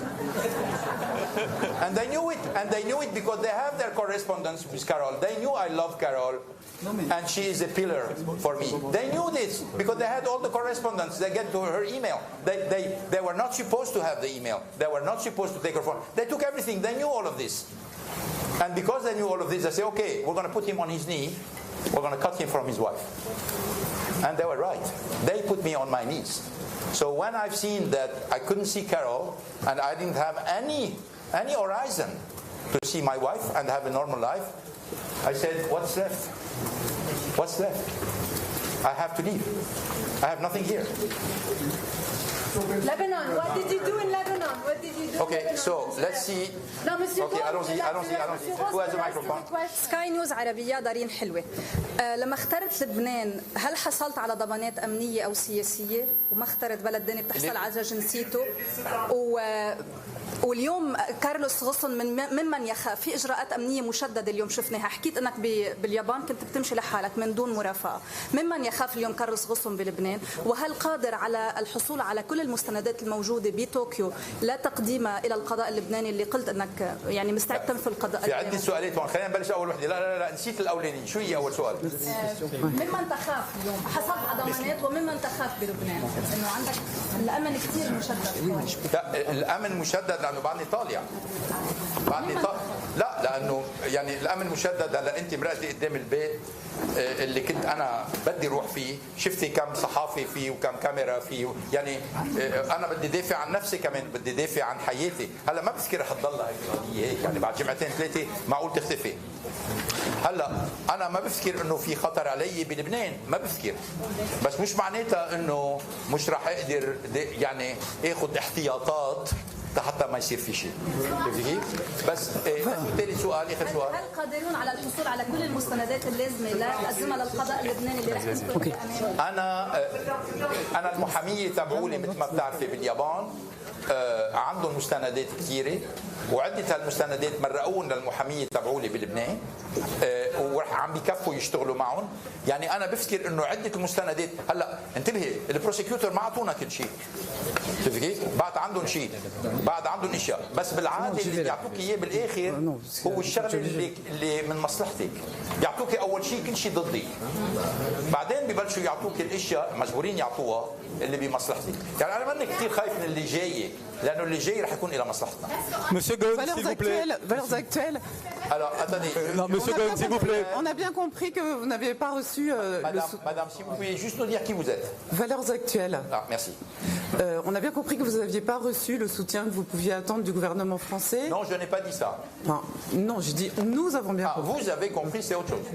Aujourd'hui, qu'est-ce que vous demandez à Emmanuel Macron et au gouvernement français? Qu'est-ce que je demande? Qu'est-ce que vous leur demandez, oui. Rien du tout. Vous attendez rien de... Je n'ai rien demandé. Non mais vous me posez une question. Vous me dites qu'est-ce que vous demandez au gouvernement français? Je ne demande rien au gouvernement français. Puisque le gouvernement français a dit présomption d'innocence, ce que je crois, et je crois que quand le président de la République a des présomptions d'innocence, je le crois. Mais quand d'autres responsables en France disent présomption d'innocence et ont un body language de il est coupable, ça je suis pas d'accord. Ou on est d'accord et on est convaincu de la présomption d'innocence et on doit être en ligne avec cette conviction, mais on ne peut pas dire on est pour la présomption d'innocence et on dit il est coupable sur la base d'audits intérimaires, sur la base d'informations qui n'ont pas été contredites et dans lesquelles moi-même je n'ai pas été interrogé. Ça je ne suis pas d'accord. Ou bien vous dites je ne crois pas à la présomption d'innocence. Je ne crois pas à la présomption d'innocence. Hein? Dans ce cas-là je comprends ça. Mais vous ne pouvez pas dire je suis pour la présomption d'innocence, mais finalement avec un clin d'œil il est coupable et on va le charger alors qu'il n'y a rien. Alors vous disiez vous-même qu'il y avait quelque chose pour... Il n'y a rien pour moi. Il y a peut-être une enquête, c'est possible. Mais évidemment ces enquêtes elles viennent d'où? Elles viennent de l'intérieur de Renault. Alors vous imaginez que moi j'ai des contacts avec beaucoup de gens à l'intérieur de Renault. Et je sais ce qu'il y a dans ces rapports. Donc je ne suis pas inquiet sur ce plan. Monsieur Ghosn, s'il vous plaît. Monsieur Ghosn, pour Libération, s'il vous plaît. Libération, oui. Franck Boisis, j'aurais deux questions, s'il vous plaît, Monsieur Ghosn. Justement à propos de la justice. Vous avez dénoncé l'iniquité de la justice japonaise. Vous n'avez peut-être pas le même sentiment sur la justice française. Il y a deux enquêtes pénales qui sont ouvertes au parquet national financier à Paris. Est-ce que si vous êtes convoqué par un juge d'instruction français, vous répondrez à cette convocation? C'est ma première question. La deuxième, les Français ont découvert que depuis 2012, vous n'étiez plus résident fiscal en France, alors que vous dirigez pendant ces années-là un fleuron français. Et depuis cette date, la France a décidé de prendre une disposition législative pour imposer la résidence fiscale à tous les dirigeants de grandes entreprises. Je voudrais savoir ce que vous en pensez et si vous pouvez nous expliquer pourquoi vous n'étiez plus résident fiscal en France depuis 2012. D'accord. Merci. Alors, on commence pour la première question, c'était une convocation potentielle d'un magistrat français. Bah écoutez, elle n'a pas lieu pour l'instant. Hein. Moi, je suis au courant de rien. J'ai mes avocats qui sont là. Il est évident qu'à partir du moment où la justice française demande à me parler, je vais me présenter à la justice française. J'ai rien à me reprocher. Hein. Au contraire, moi, c'est ce que je demande. Hein. Ce que je ne demande pas, c'est qu'on m'accuse sans m'interroger. Ce qui a été fait largement, sur la base d'audits truqués, sur lesquels on ne m'a même pas posé la question, dans lesquels la démarche est absolument discutable, quel que soit le standard de l'audit que l'on examine. Bon, ça c'est sur le premier point. Le deuxième point, vous pensez bien que moi j'ai changé de résidence en 2012, je ne vais pas changer toute seule. Quand vous changez de résidence, vous adressez à l'administration fiscale, vous allez expliquer pourquoi vous changez de résidence, vous allez dire où vous allez, et c'est l'administration fiscale qui fait un audit fiscal, qui a été fait dans mon cas, et qui vous donne après, bon, en disant, bon, effectivement, il n'y a rien, vous pouvez faire ce que vous voulez. C'est ce qui s'est passé. Donc maintenant, on vient dire, ah, un patron d'une grande entreprise française doit être fiscalisé en France. Très bien, la loi a changé, eh ben, et les patrons français devront agir en fonction de la loi. C'est tout. Mais moi, ce que je peux vous dire, c'est qu'en 2012, je ne l'ai pas fait en catimini. Je me suis adressé aux autorités. J'avais d'ailleurs un fiscaliste qui l'a fait.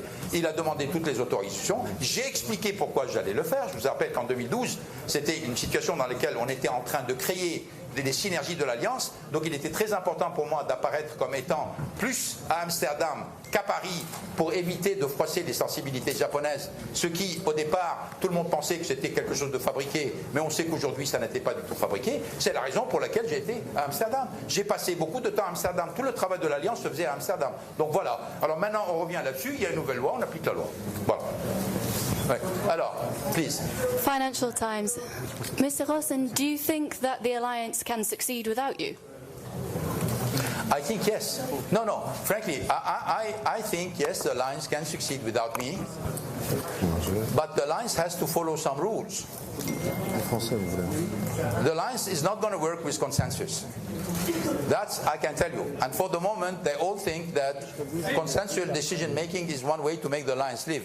It's wrong. And you know who's wrong and who's right? Look at the result. That's the only way you're going to know who is right and who is wrong in a business. You look at the result. You look at the growth, you look at the bottom line, and you look at the evolution. Well, when I look at what happened for the last 13 months, with everything that happened, I'm not reassured about the future of the lines. Yes. Monsieur Ghosn, James André pour France 24. Attendez, monsieur, là-bas, oui. Ah bon, vous avez dans la parole, allez-y. Oui. Allez-y. Donc oui, James André pour France 24. Je voulais simplement savoir, votre vie évidemment était passée au crible suite à cette affaire dans les médias, partout. On vous a présenté souvent comme ayant, on va dire, atteint un niveau où vous étiez déconnecté des réalités. Il vous est arrivé ce qui vous est arrivé, ça change évidemment un homme. Quand vous repensez à cette période-là, qu'est-ce que vous pensez? Et qu'est-ce que vous auriez à dire sur cette image qu'on a dépeinte? Non mais c'est pas une question d'image. Moi, il y a eu des tournants dans ma vie. Merci bien. J'ai fait des choix. Il y en a certains que je regrette. C'est tout. C'est pas une question de comment je vis ou pourquoi je vis, etc.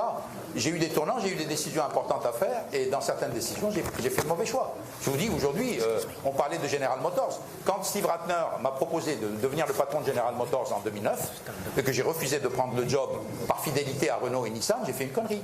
Parce que je serai aujourd'hui patron aux États-Unis. Marie Barra, qui est patronne de General Motors, a gagné 26 ou 27 millions de dollars l'année dernière. Il n'y a pas eu une ligne dans un journal là-dessus. Elle vit très bien, elle est une citoyenne respectée, elle a un job beaucoup plus facile parce qu'elle n'avait qu'une entreprise à gérer, elle est dans son propre pays. Moi, je n'étais pas dans mon pays, je travaillais au travers des continents, tout le monde était très content que je fasse ce boulot, et maintenant on vient me dire « Ah, monsieur Ghosn, vous voyagez beaucoup. Ah, monsieur Ghosn, vous touchiez beaucoup d'argent. Ah, monsieur Ghosn, ceci ou cela. » Alors qu'on était très content que je mette en place ces mesures de façon à pouvoir vivre en tant que patron de plusieurs entreprises.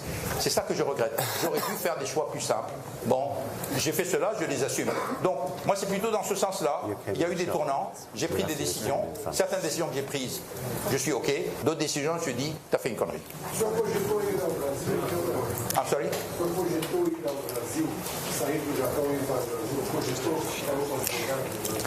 Olha, o problema é que você sair do Japão para ir para o Brasil, você tem que parar em algum lugar.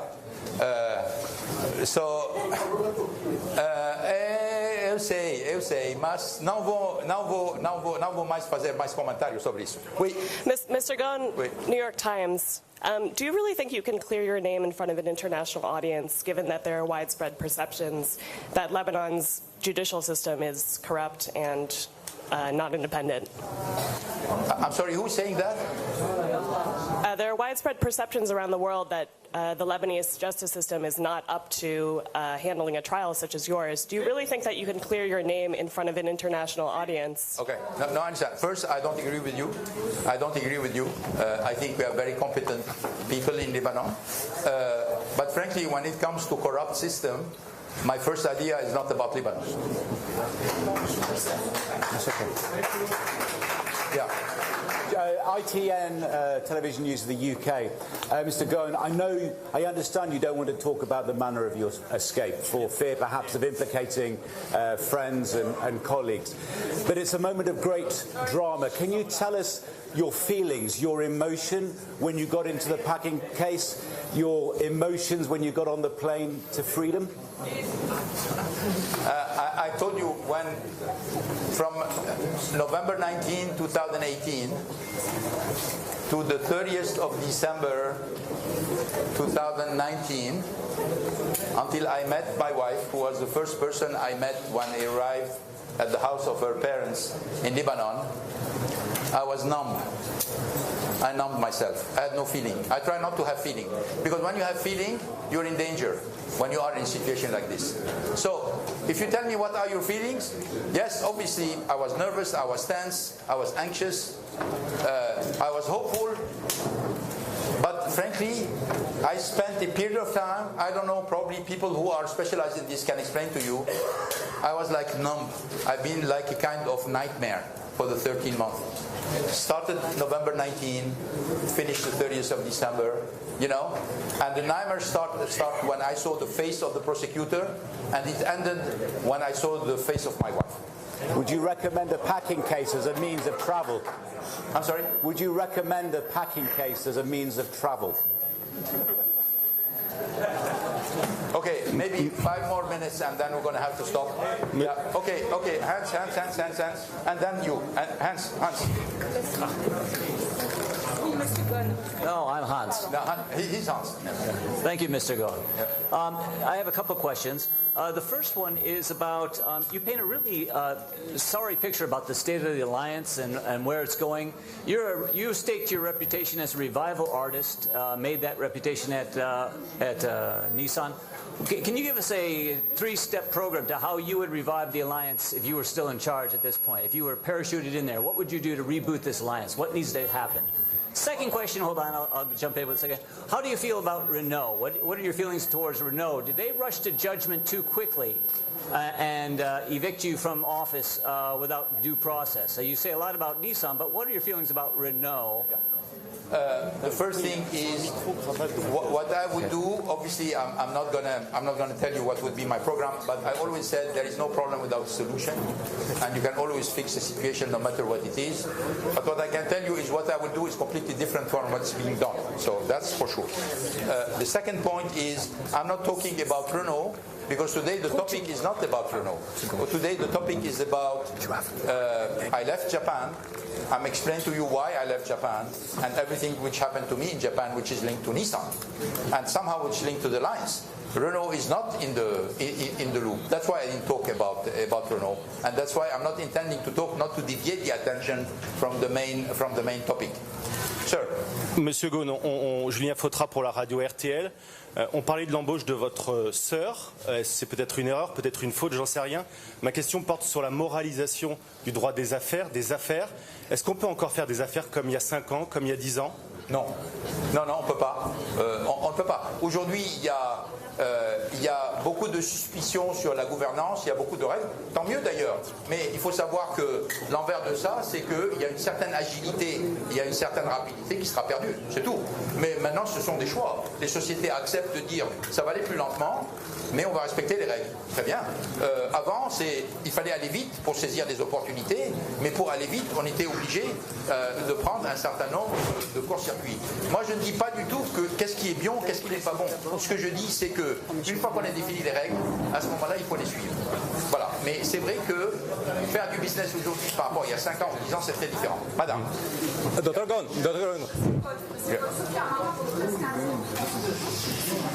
Oui.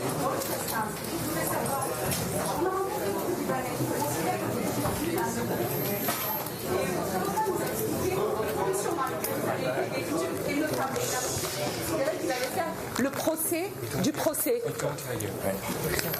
Pardon.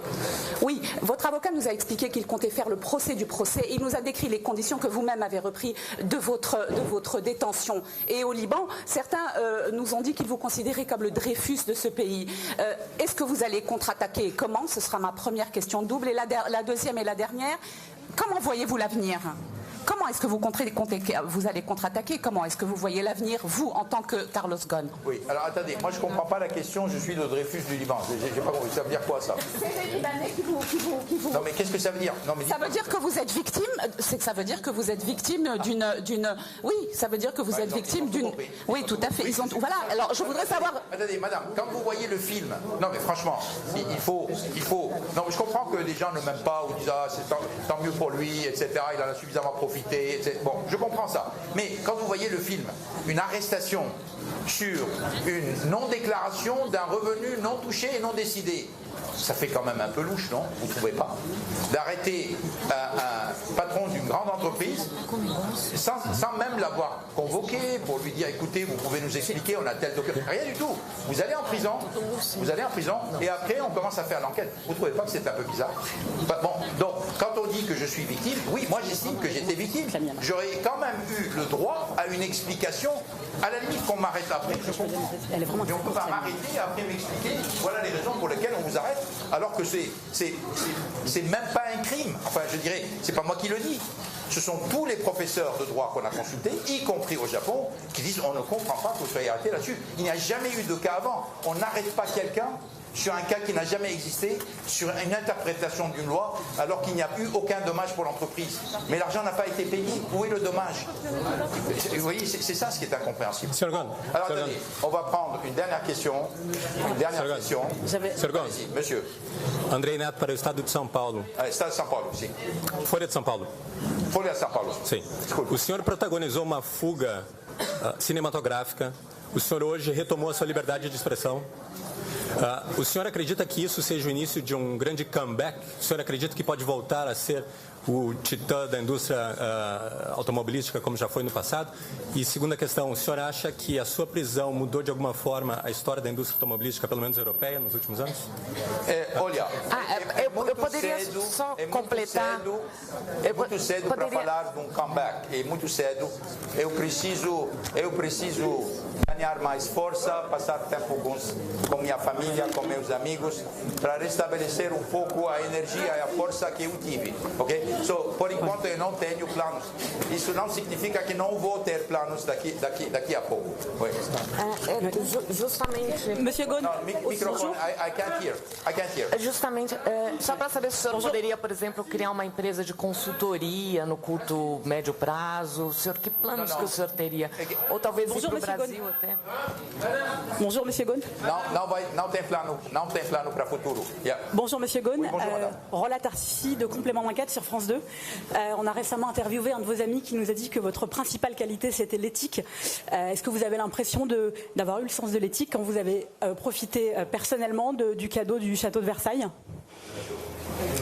J'ai pas compris. Du cadeau du château de Versailles? Du château de Versailles. Oui. Versailles. Je ne comprends pas. Ah oui, vous dites que c'est un problème d'éthique? Oui. Non, mais attendez. Je vous pose la question, j'affirme rien. Oui, bon, je pense que mes juristes sont là, ils pourront vous expliquer quelle est la position. Je ne pense pas que c'était un cadeau parce que moi j'ai tout payé. Donc on m'a dit, vous savez, de temps en temps, vous achetez une voiture, on vous dit, on vous offre, bon, vous achetez la voiture, vous payez ça, mais on vous offre ceci. Bon, est-ce que vous dites, ah, c'est un problème éthique, je ne peux pas accepter? Vous, si vous allez acheter une voiture, on vous offre une option, vous dites, ah non, monsieur, je ne peux pas accepter l'option, parce que moi, j'ai demandé, disposer de la salle, j'ai dit, je prends vos traiteurs, je prends vos vins, je paye tout, je paye tout, je paye tout. Et ils m'ont dit, bon, on vous offre la salle. Bon, moi, j'ai considéré que c'était un geste commercial, mais pas gratuit, ça faisait partie d'un package que j'avais payé. Bon, et donc, voilà la situation. Alors maintenant, je découvre que ça a été réduit, c'est pas que Renault a payé, c'est qu'il y avait un crédit d'ailleurs qui n'a pas été utilisé par Renault, qui a été réduit de temps pour éviter tout problème. Je dis que je suis prêt à payer, c'est tout. Donc je pense pas. Si je pensais qu'il y avait un problème d'éthique, je l'aurais pas fait. Ça c'est sûr. Bon. Excusez-moi, Marie Linton de M6. J'ai été dans les prisons japonaises, j'ai beaucoup enquêté pendant 1 an sur le système judiciaire japonais. Vous décrivez la dureté du système judiciaire, vous décrivez la dureté de votre résidence surveillée. On a du mal à comprendre comment vous avez pu vous échapper si le régime de surveillance était aussi strict. Ça, c'est la première question. Et la deuxième question, c'est est-ce que vous ne craignez pas que le système judiciaire japonais devienne encore plus dur maintenant que vous vous êtes échappé? C'est-à-dire que d'autres ne bénéficient pas d'une libération sous caution, par exemple. Oui. Moi, franchement, je peux vous dire que si on m'avait donné les signaux d'un fair trial, si on a laissé ma femme venir vivre avec moi, j'avais aucune raison de quitter le Japon. C'était l'endroit, c'était l'endroit idéal pour me défendre. Le Japon est l'endroit idéal. C'est là où l'accusation est venue. J'étais prêt à me défendre. La seule chose que je demandais, c'est qu'on me donne un petit peu d'espoir que j'allais être traité de manière fair. C'est tout. C'est tout ce que je demandais. Et que d'un autre côté, je ne comprenais pas pourquoi non seulement on m'interdisait de voir ma femme, incompréhensible, mais le fait que j'étais interdit de voir ma femme, j'ai compris que le président Macron en avait parlé au Premier ministre Abbé, je sais que le président libanais en a parlé au Premier ministre Abbé, il y a plein de gens qui ont parlé au Premier ministre Abbé. Bon, ça n'a eu aucun effet. Mais pourquoi? Qu'est-ce qu'elle a fait? Et puis maintenant, cette affaire de demande d'arrêt pour Carole, parce qu'ils disent, on soupçonne qu'elle n'ait pas dit dans sa déclaration d'il y a 9 mois qu'elle connaissait quelqu'un qu'elle avait rencontré. On lance un mandat international d'arrêt contre une personne pour ça? Enfin, je ne sais pas, moi, si ça vous paraît normal, moi, ça ne me paraît pas du tout normal. Je me dis, il y a une charge, ici, il y a une concentration qui est extrêmement préoccupante. Alors, écoutez, je ne vais pas vous retenir plus longtemps. On a encore, moi, j'ai beaucoup de chaînes télé et d'interviews à faire. Je voudrais qu'on arrête. Où est le document? Où est-ce qu'il est, mon document? Oui, je voulais... Bon, non, c'est bon, on arrête. Merci beaucoup, merci. Thank you. Ça y est, c'est fini.